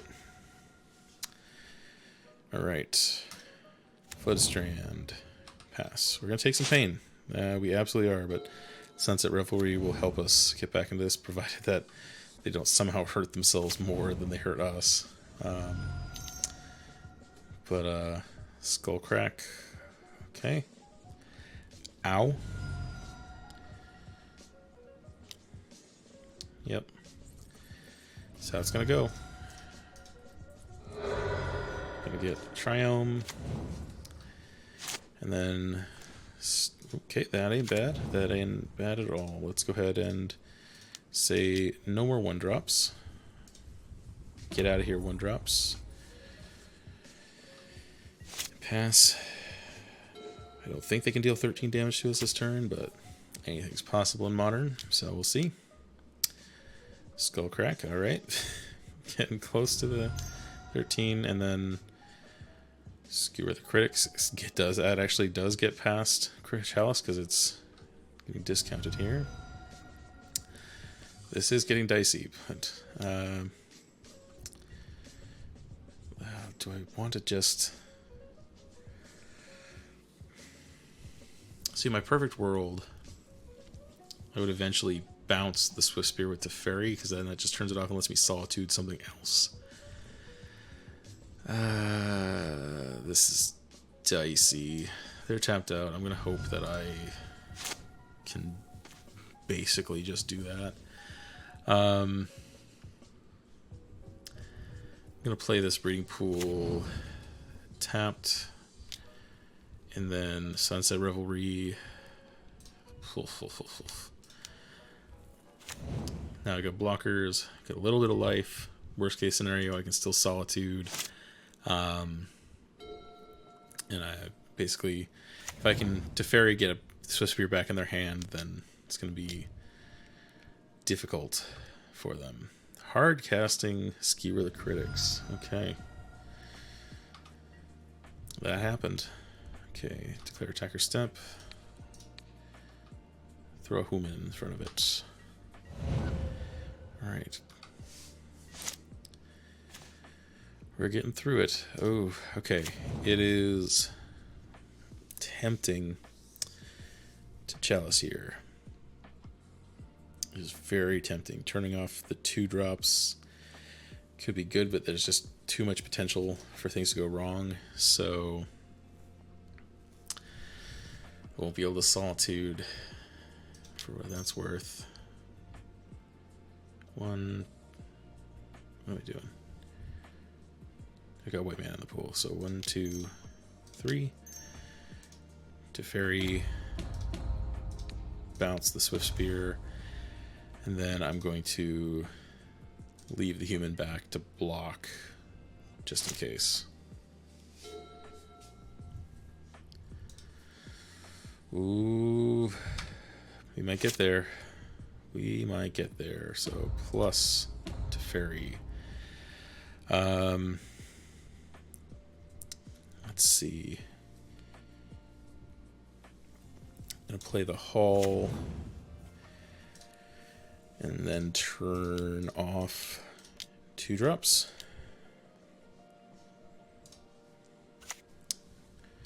That might get the scoop from them. Like they've got Skewer the Critics. They've got 2 more of those. That's enough to kill us if they get there. There we go. Oof. Oh, 2-0 against Burn. Jeez. All right. All right. Our opponent is Nick, and we're on the play going into our match that determines whether or not I get any prizes. Alright, this hand is bleh. We've got things. The Chalice, if the Chalice is good, it's great. If the Chalice is not, then this hand is miserable. Is it worth risking? I'm gonna give it a go. I don't think it's right, but I'm gonna give it a go. I've just got a feeling in my bones.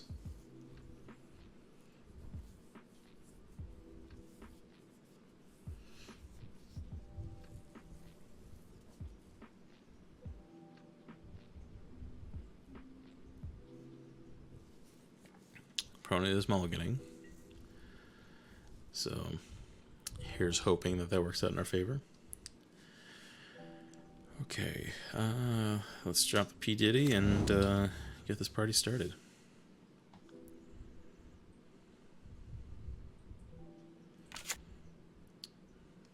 Basic forest, okay. It could be anything. No, actually, could just actually be anything. Alright, Steam Vents, let's go ahead and drop Misty, and... You know what? There is a... I don't know what our opponent's doing, but I know we're not doing anything meaningful on 2, so I'm going to go ahead and get Basic Island. I'm just going to turn off 1-drops. In case they've got, this is like elves or something like that. No mana dorks for you. Means I'm not threatening Counterspell, but so be it.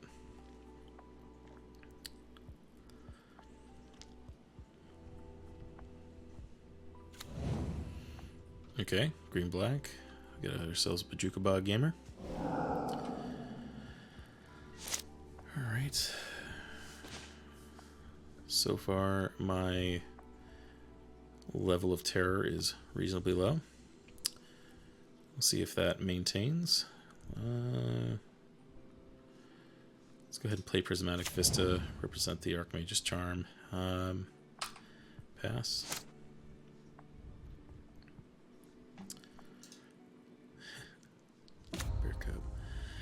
Urza's Saga, everybody.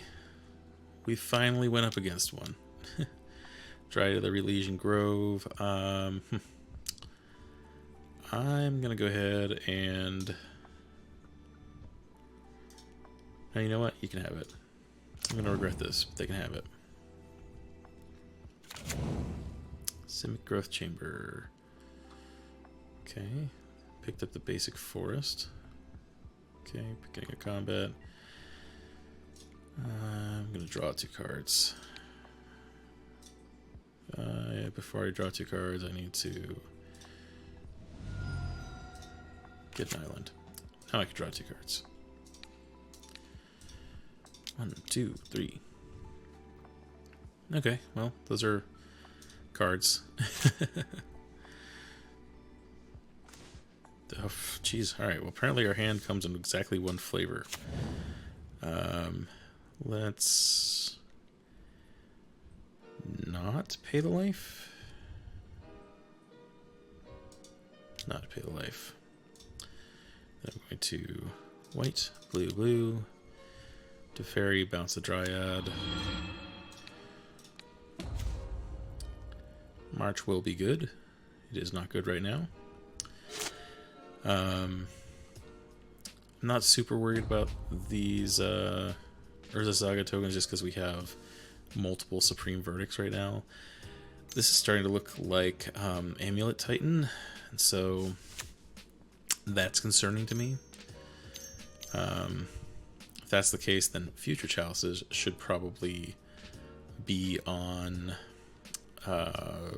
0 for the packs.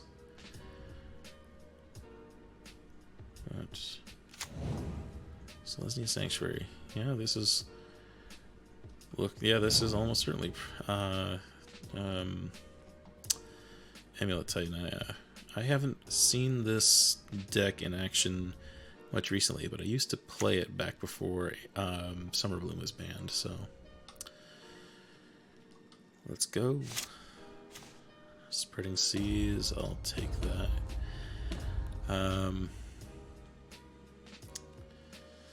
Let's play one of these.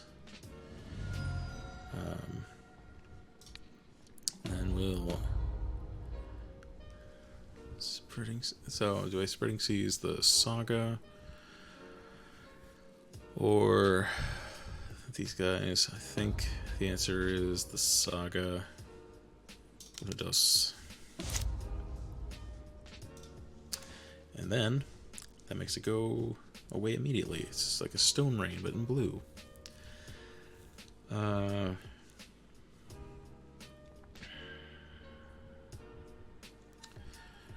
Spreading Seas into Spreading Seas is actually pretty interesting, huh?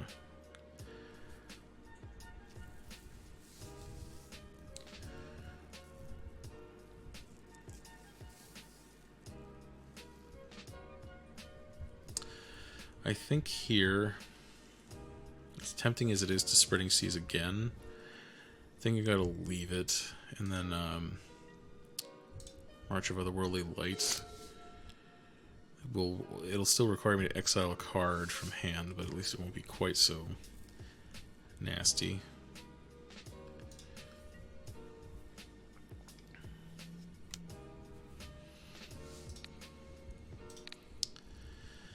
I will need to exile...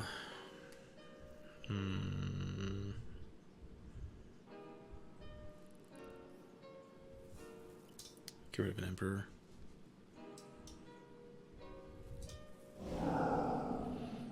Then I need to white and red. X is currently 3. Done.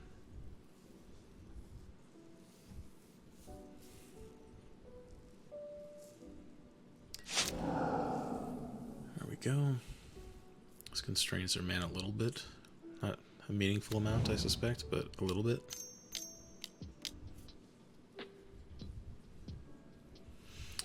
Cultivator Colossus. Okie dokie.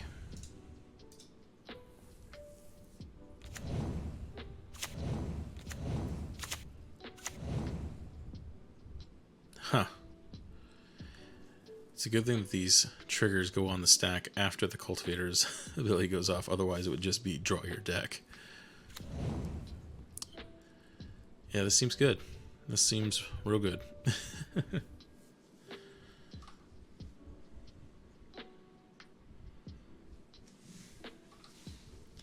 Yeah, this is an interaction I saw in an EDH game this past Friday.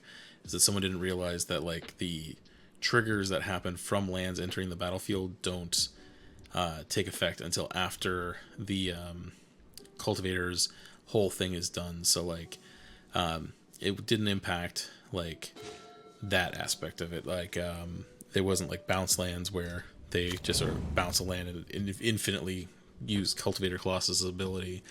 But it was something similar where the there was like a landfall trigger or whatnot, and like it mattered that that it had to do all the cultivator stuff first. Plus Teferi. So I like having the plus on Teferi here because now if they only have the Cultivator Colossus, then I can Wandering Emperor. If they play something else nasty, I can Supreme Verdict. Seeing another Valakut here doesn't make me feel great. We already lost to Scapeshift earlier in the night. So happy to have sat on the second Spreading Seas to hit that, knowing that they're running Valakut. Yeah, it's good. I am glad that we have Spreading Seas. I'm glad that I didn't go overboard and drop the second one prematurely. Excuse me. Primeval Titan. Okay. What 2 lands shall they get? I'm not going to let them attack, or at least with the Primeval Titan. But I do want to see if they try to unload more creatures. Or, since the Primeval Titan at least does not presently have haste, if they try to Sun Home the Cultivator Colossus, then I will try to punish them for that. Double Urza Saga. Oof. Oof with a side of oof. Glad I kept the extra Supreme Verdicts.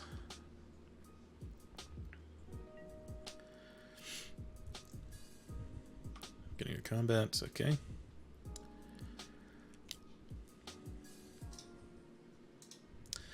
Alright, so we're in attackers. I want to stop in their damage step just to make sure. I want to see if I can get them to activate this Sun Home.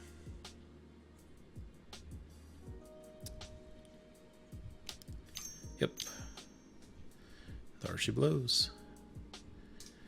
Flooded Strand, yeah. Go get myself a land. Got a Flooded Strand. Don't have any basic planes, so I'm going to get one of those. And then 1, 2, 3, 14. we like to call that the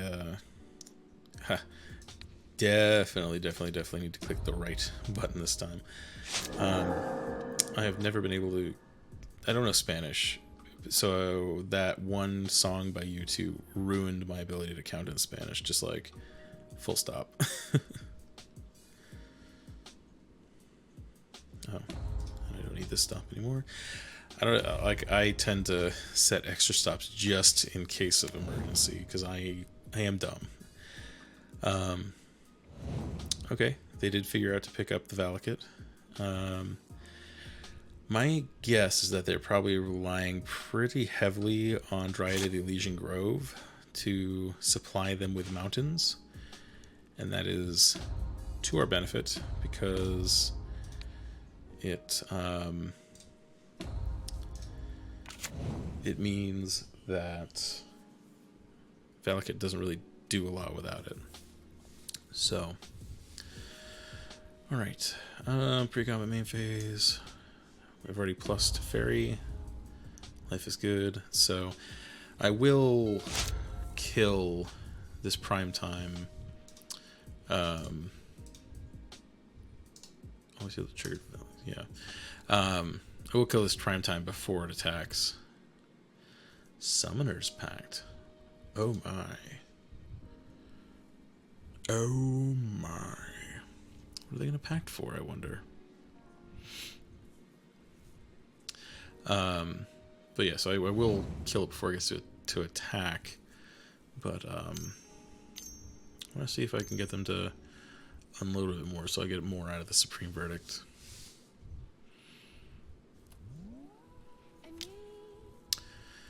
Another Primeval Titan. Yep.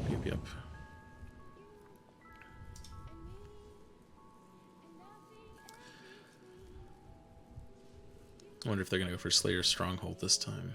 That's the one that gives haste. The combo. Yep, there we go. I guess it's tapped anyway, but the combo when you have Amulet of Figure. Okay, well that's how they do it. They bounce it back in hand and replay it. The combo, so to speak, is to let it untap itself and then give it both double strike and haste and vigilance. And so I do have to do this before they attack, or I will not live to regret it. 2, 3, 4. I cancel that. Want to tap the right colors of mana because that's what we do around here. Haha, didn't see the instant speed Supreme Verdict coming, huh?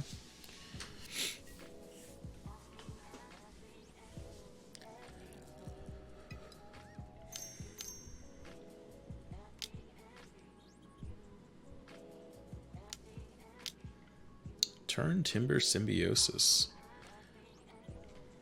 Alright. Arboreal Grazer. Okay.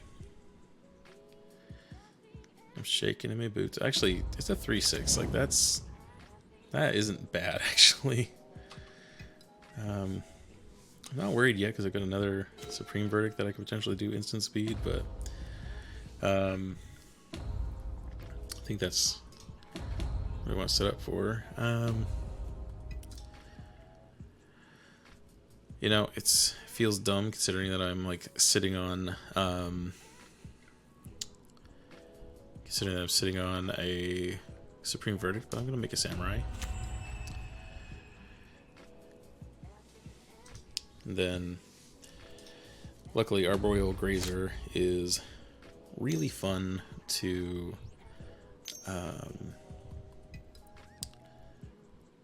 Prismatic Ending if they don't give me, if they unload with a bunch of tokens here or whatnot, then I will happily Wrath again, and I won't care about the Lost Samurai. I mean, there's a good opportunity, or good odds that, like, plussing was the right answer there, but that probably would have tipped the hand a little bit. And so, by doing this, maybe I can get them to unload a little bit more.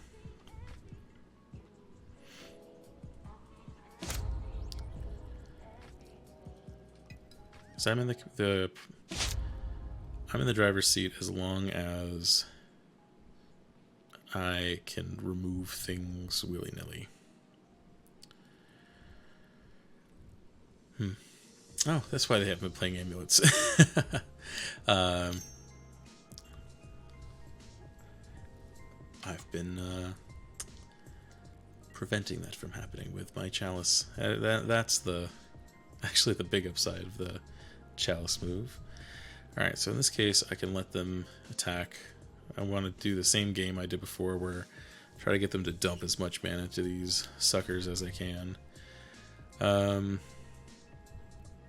Let's go ahead and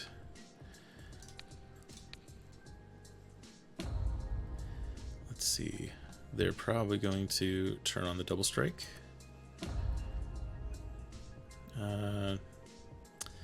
They're not. Okay. Let's go ahead and keep my Teferi Chonky. Well, actually,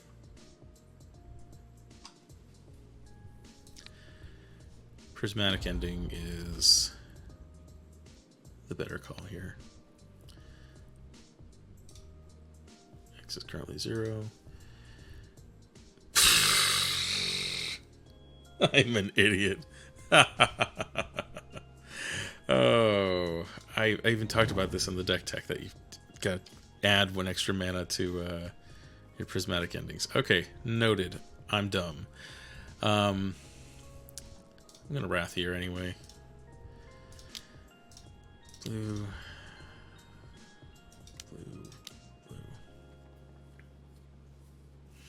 They've got 2 prime times left in the deck. So I've got to keep that in mind. This is... There's one more Supreme or no more Supreme Verdicts in my deck. But it's been a long, grindy game.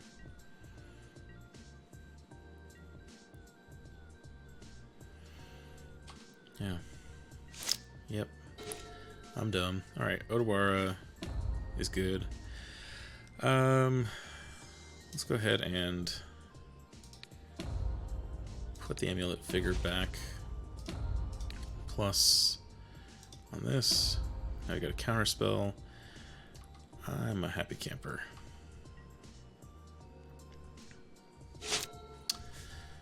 Amulet Vigor going in hand means it gets chaliced. Heck yes.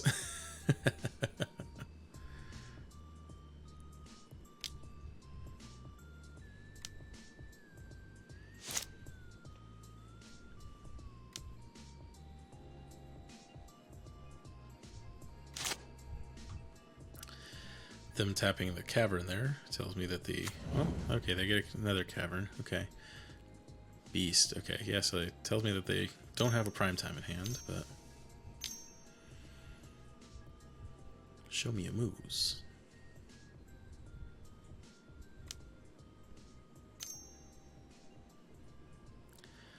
Cultivator Colossus. Alright.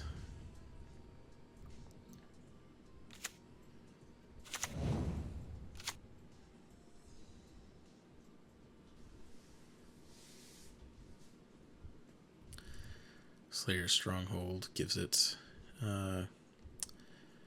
haste, I am assuming here. And then my Otawara tells it to go away.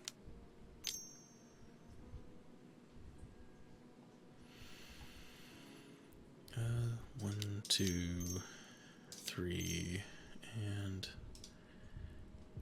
4. Let's just do it this way. Otawara, go away.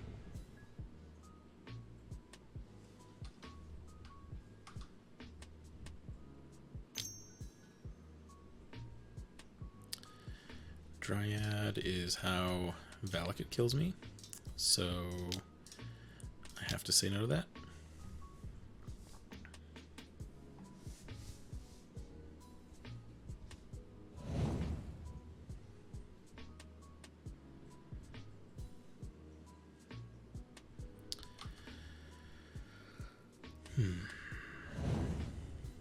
They've got a Primeval Titan now. there are a lot of things that just kill me very, very easily right now. Let's make a blocker for one. Let's plus this to fairy. Then 1, 2, 3. Make a new Teferi, keep this one, and just minus the targets, draw a card. Memory Deluge is fine, but don't know that it's really going to help me in a meaningful way. Only way that this works out to my benefit is that they forget to use the Cavern of Souls.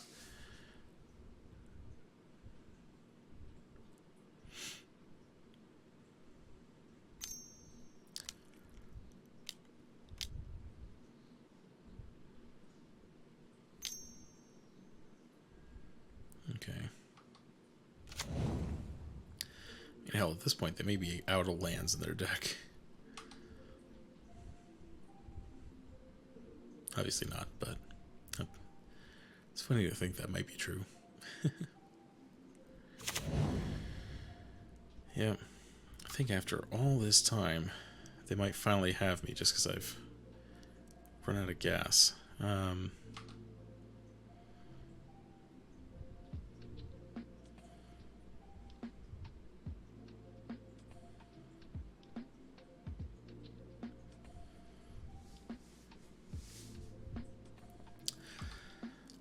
So this Chalice of the Void on 1 has turned out to be better than I thought it was at first, but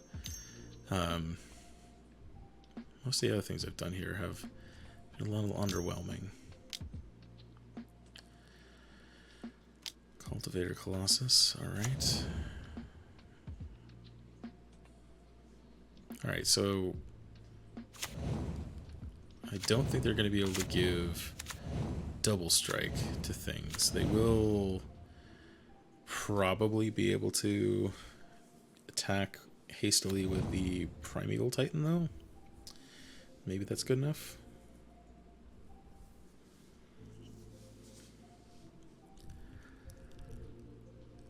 Look at 15 cards left in their deck, so don't think the mill plan is really the strat here, but it's possible. I don't think I've gotten a single Solitude yet this game. But yeah, all the Solitudes are sitting in my deck still. I think they still got one more Primeval Titan somewhere in the wings. Cultivator Colossus is better than I would have expected.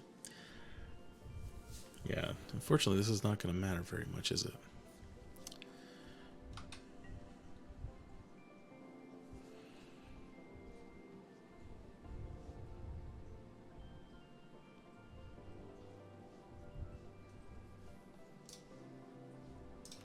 Blue, blue, white, blue. I'm just curious. Okay. Yeah, we weren't going to get an answer anytime soon. Player attackers, block, and die. Okay, well, that did not go how I intended. Chalice will prevent the nut draws, get in Supreme Verdict. So Chalice on 0 and Chalice on 1 are where we're trying to get there. Dress Down, and this is actually one of the cases where it's good. Dress Down in response to it. It's awesome. Ether Gust will work out. I don't think I need Fracturing Gust here. Do I want Engineered Explosives? That could take the 1-mana artifacts off the board. They're going to have Urza Saga stuff. I do want Engineered Explosives for that. Alright, cool. So, we've got to take out a bunch of cards. I think Teferi comes out.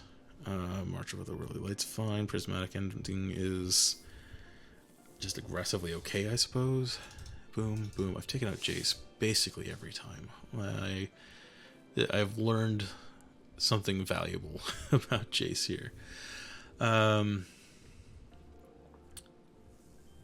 Let's go Hound, 2 Prismatic Endings, and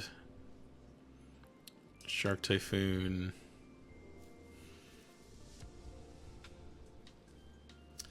Maybe only 3 Chalices, because, like, don't think it's quite as backbreaking here as it is in some other matches. Let's try that. Spin the play. Oh, choose my companion.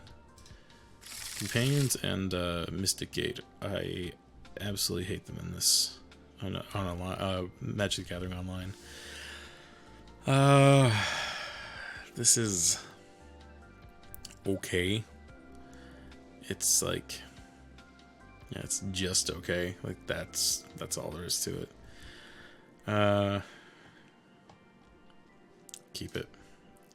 Like, it's got enough of the things that I want to see that I just gotta hope that I'll draw into him. Both kept 7. Hold on. No. Stop passing. Oh, thank God. I bumped the 6 key on my keyboard and, like, came so close to just passing through my own turn. Thank God my opponent had an unnecessary upkeep step on there. Alright. That was needlessly terrifying. Alright, cool. Crisis averted. Alright, and all the Storm Giants is the right call. And pass.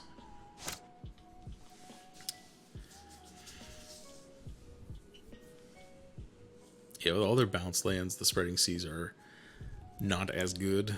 But I still won't complain about them. Talaria West is at least a little bit less exciting than usual here.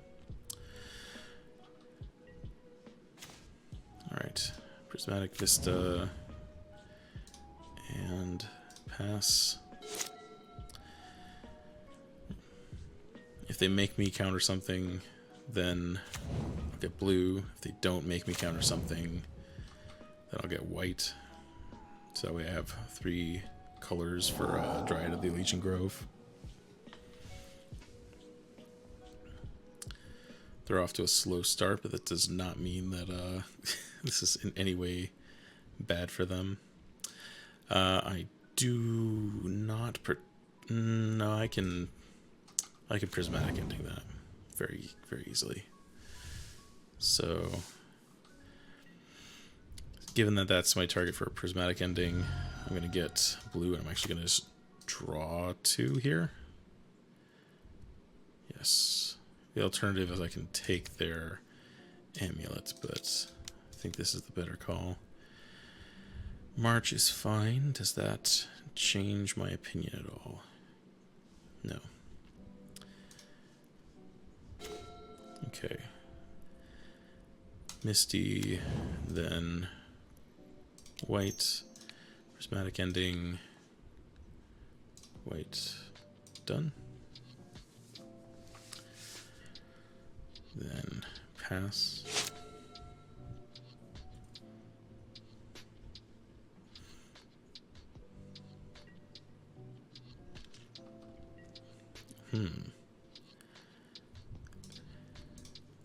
Our Amulet Titan opponent appears to be stuck on mana. I'm not going to complain about that. I want to get a breeding pool here, but I need double white, so Hallowed Fountain it is. Okay. I mean, they got Expedition map. Let's see.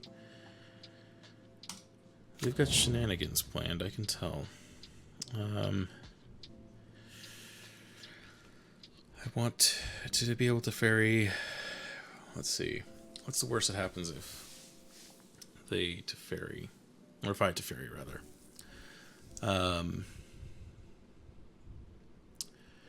Means that I can't counter, but I can still Solitude anyway in worst case scenario, so I think I'm going to give it a go. Let's do this, and then let's Let's plus it just to be on the safe side.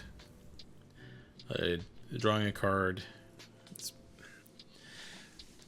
If I choose no targets, then it's fine, but then, like, I don't know. I want this Teferi to stick around. That's the reason I'm taking the risk of going shields low this turn. And, like, if I could know that I could get rid of that expedition map, then I would chance it, but I can't, so.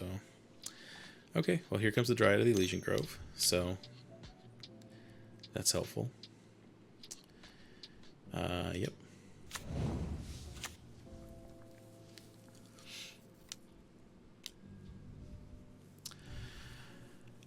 Explore. I'm going to march.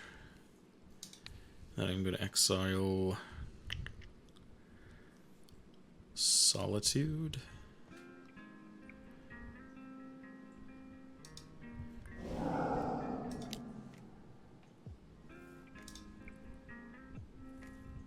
Yeah. X can't be less than 3, X is strength of 3. It says, I don't know why, like on MTGO, it somehow feels like this card is even more obnoxious than it is on Arena.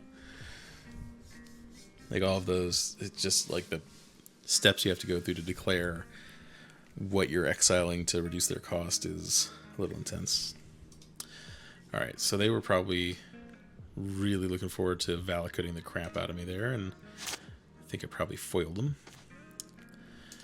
Ooh, replacing the Valakut is good. Or the Solitude, rather.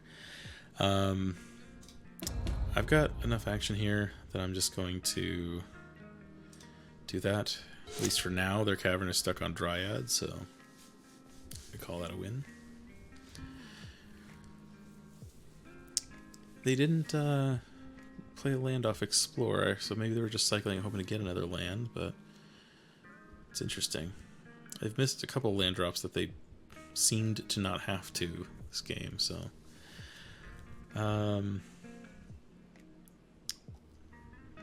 Dryad, yeah. Let's see what they get with the Summoner's Pact. They get a Dryad, okay.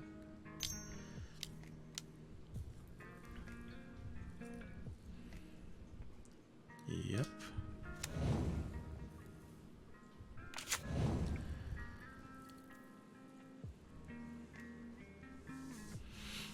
And then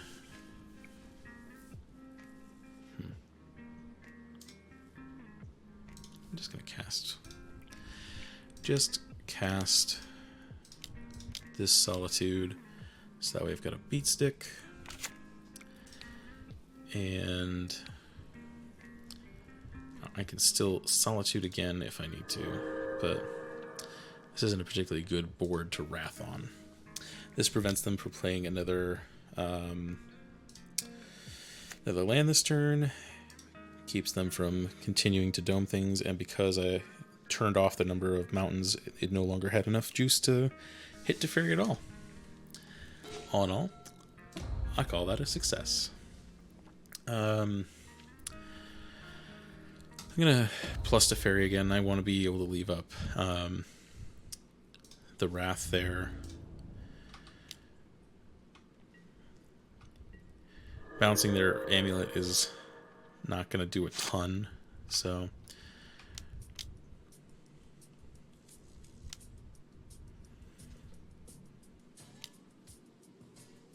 wait, did they not have?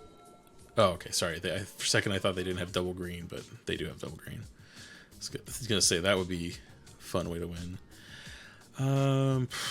What are they going to pact for? Going to try to get another Dryad? Let's not play that game. Let's just say no.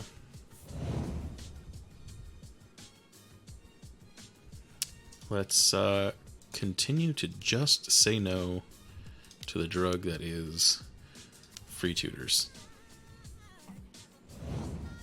Got another? If you got another, I'll accept my losses. Alright.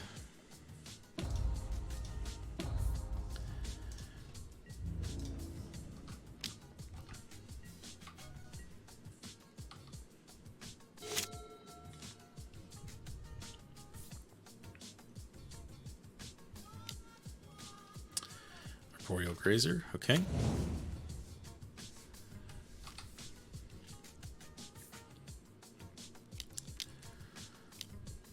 Tireless Tracker, okay.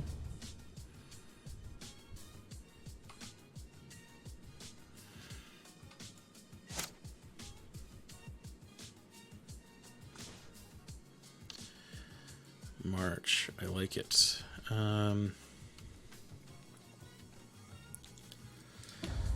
Let's do this. Let's bounce it, draw a card.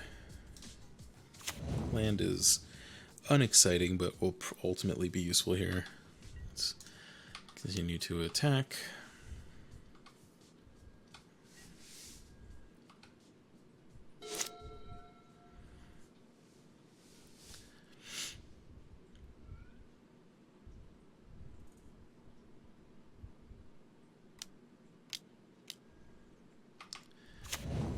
Tracker, double Amulet. Okay. Well, that is indeed a thing.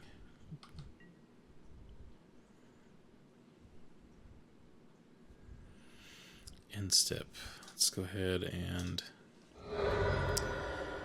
get a breeding pool. Put that in tapped. Let's go ahead and scry too.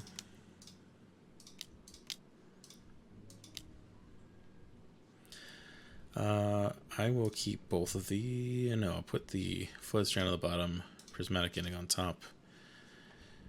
It's good. Instep. Cool. I will...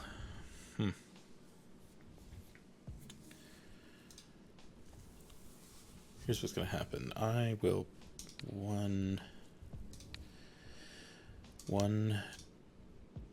2, and 3. X is 2. Yep. Exile the tracker.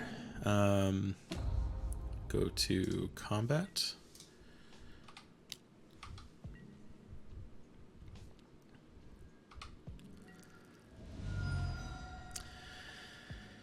Then here, I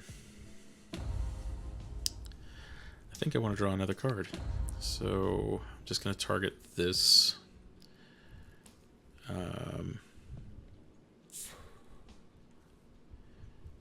Yeah, because I'm not going to be able to Supreme Verdict at instant speed anyway, so Emperor's not awful. I'll take it.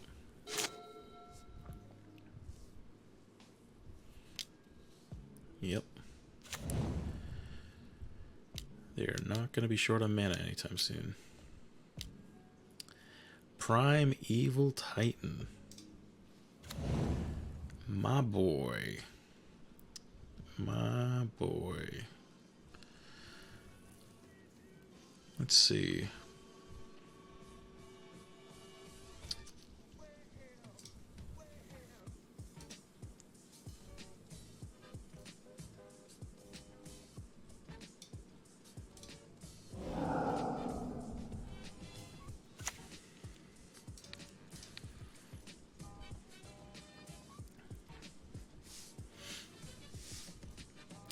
Part of the reason doing this is like make sure that the giant doesn't get any bigger than needed. As it is, I'm already undoing 2 turns of attacking with Solitude. I'm actually really low on clock this time. I need to play faster. I don't know. I don't understand what I need to do to like click through things faster in MTGO. Like,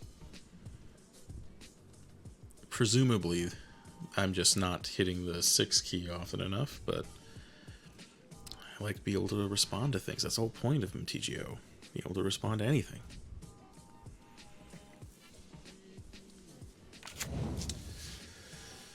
Alright. They're making plenty of mana. Are they going to bounce back? Oh, I remember the days of doing what my opponent's doing. I'm just making so much mana. They don't have any cards in hand, so don't know what they're going to do with all this mana they're generating. I guess, like, some amount of it they're probably going to bounce Talaria West back and transmute it. And then, oh, that gets them Summoner's Pact. I should have exiled in combat. Ah, poop. They're not going to have enough mana to cast the Titan anyway. Okay. Phew. Never mind. They have exactly enough mana to cast the freaking Titan. Okay. But it's... Nope. Oh, gosh. Alright. Yeah, this is... That was a mistake. I should have waited until combat, because now... Boros, Garrison, Slayer, Stronghold. Okay, I don't think they can kill me this turn, but they can make my life considerably more difficult.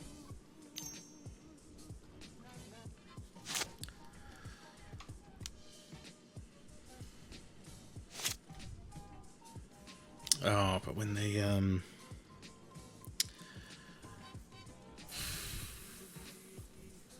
10-6, if they can get the Sun Home, and if they've got Sun Home and another Boros Garrison in their deck, then your boy's dead.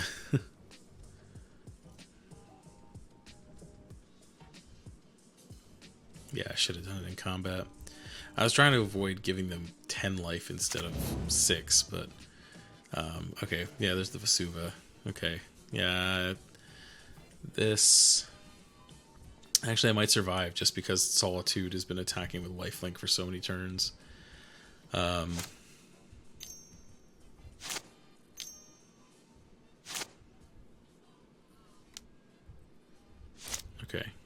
because giving it double strike twice is not going to help. Yeah, unfortunately. I'm going to take 20 damage, but thank God for Solitude.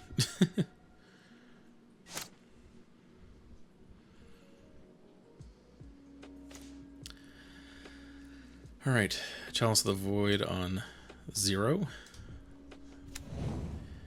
Plus Teferi.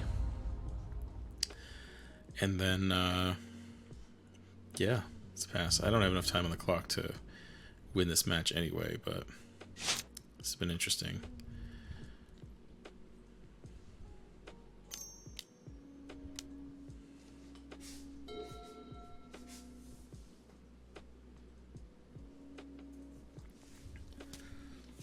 What you gonna do?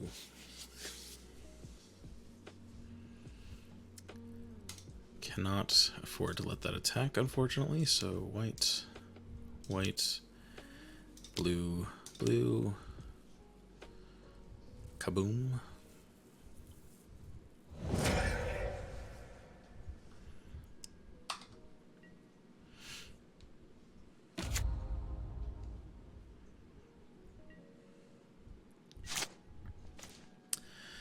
All right. 1, 2, 3, 4, 5, 6, 7. Actually, yes. Surprisingly, this lets me turn on Hall of the Storm Giants as a blocker. I don't think it's necessarily going to save me, but that guy can dream.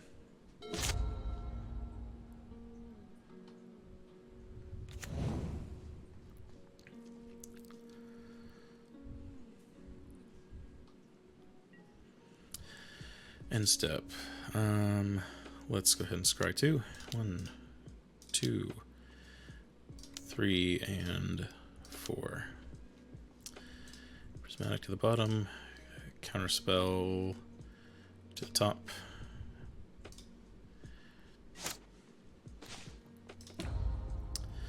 +1. And then pass.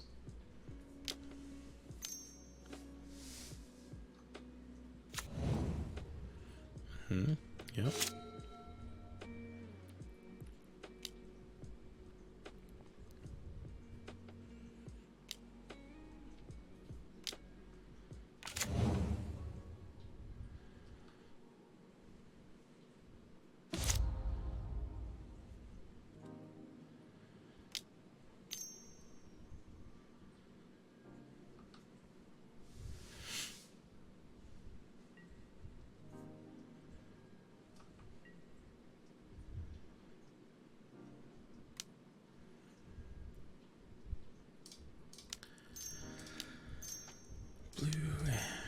Green. Verdict.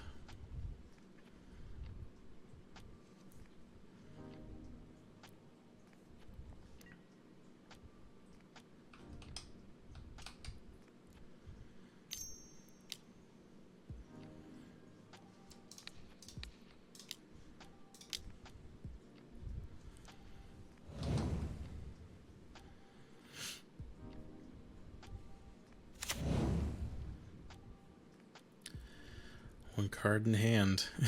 Let's see what it is.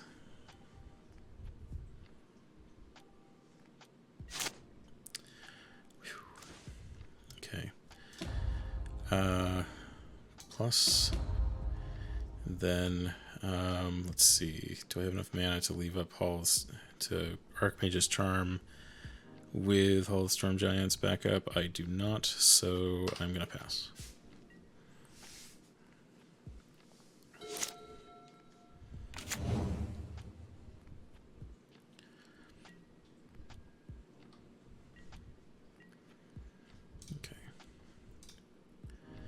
White, white, blue, blue.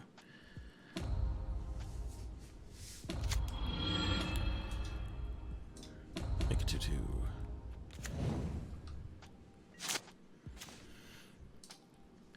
One. Plus. Minus. Spreading Seas.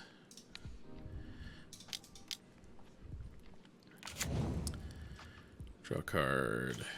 Otawara seems decent.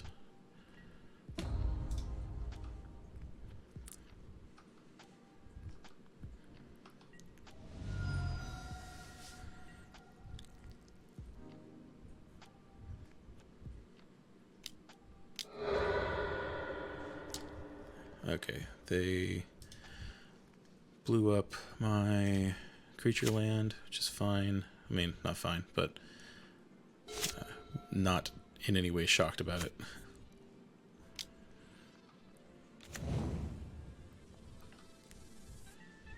Okay, end step.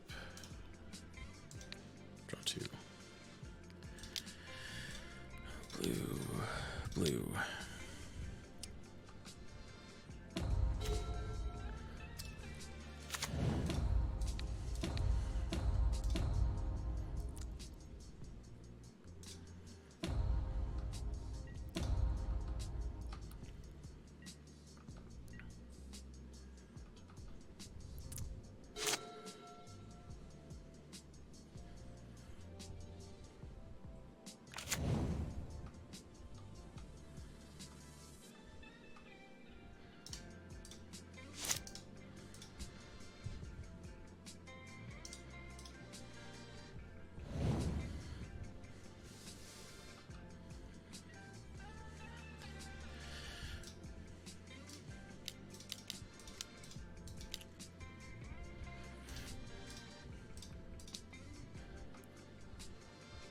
So putting the dress down on there insulates us against Primeval Titan. Let's draw some more cards. That's not useful. Suit this guy up. Go in. At least want to like win this game. Just to say that if I hadn't been so slow with Moto, Hey, we got there. All right. Let's submit it back. We're not going to win this one because we got a minute left on the clock, but a guy can dream. How is it midnight already here?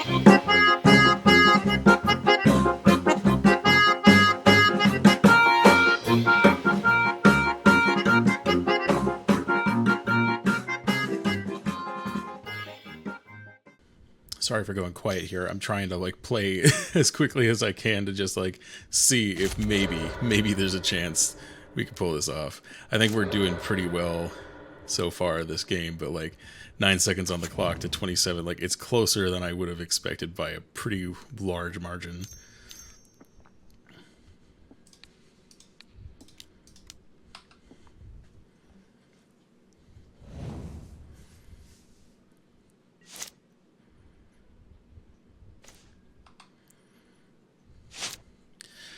Ooh, at this point I just need to F6 through everything.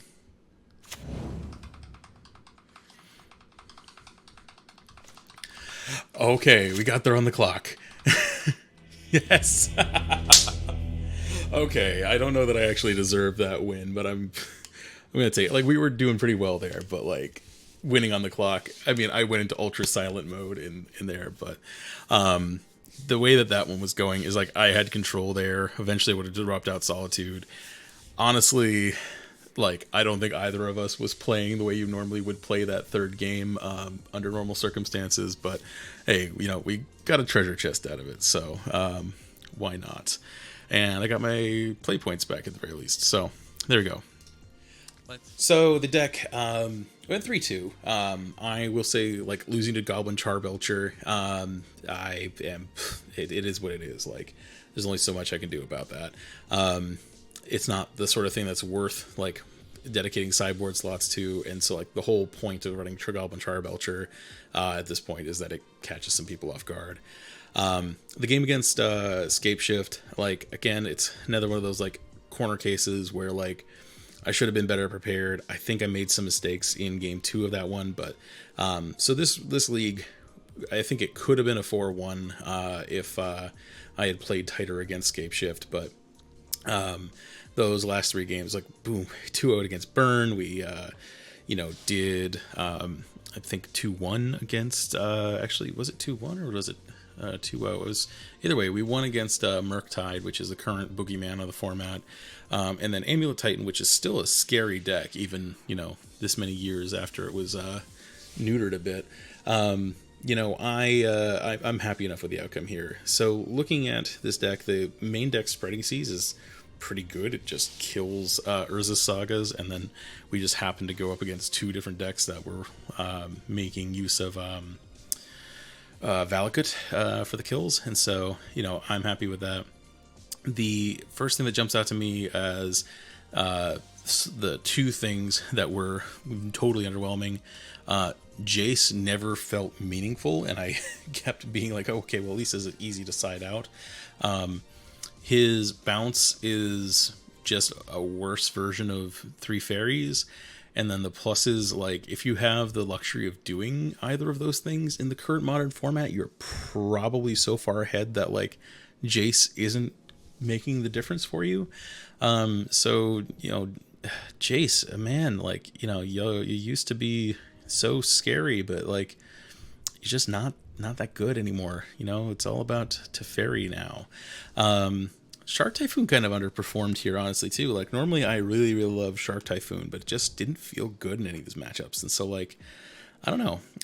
Not super fond of it. I think, swapping the Jace for second Memory Deluge, like, Memory Deluge didn't seem great in the matchups we played because we were constantly having to leave up counter magic and, like, against these more aggressive matchups.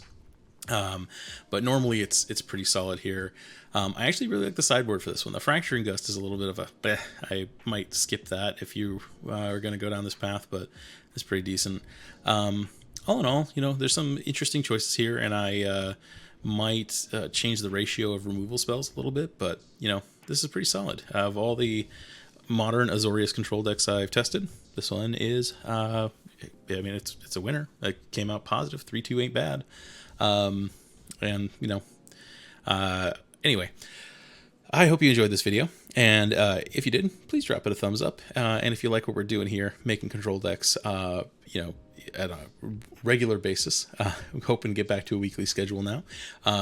Please subscribe to the channel. It means a lot to me. We're growing here. We're up to 531 subscribers at the time that I'm recording this, and that feels really good. Come a long way in a relatively short period of time, and hope to get even further. Anyway, that's been it for me, and I'll catch you on the next one. Bye.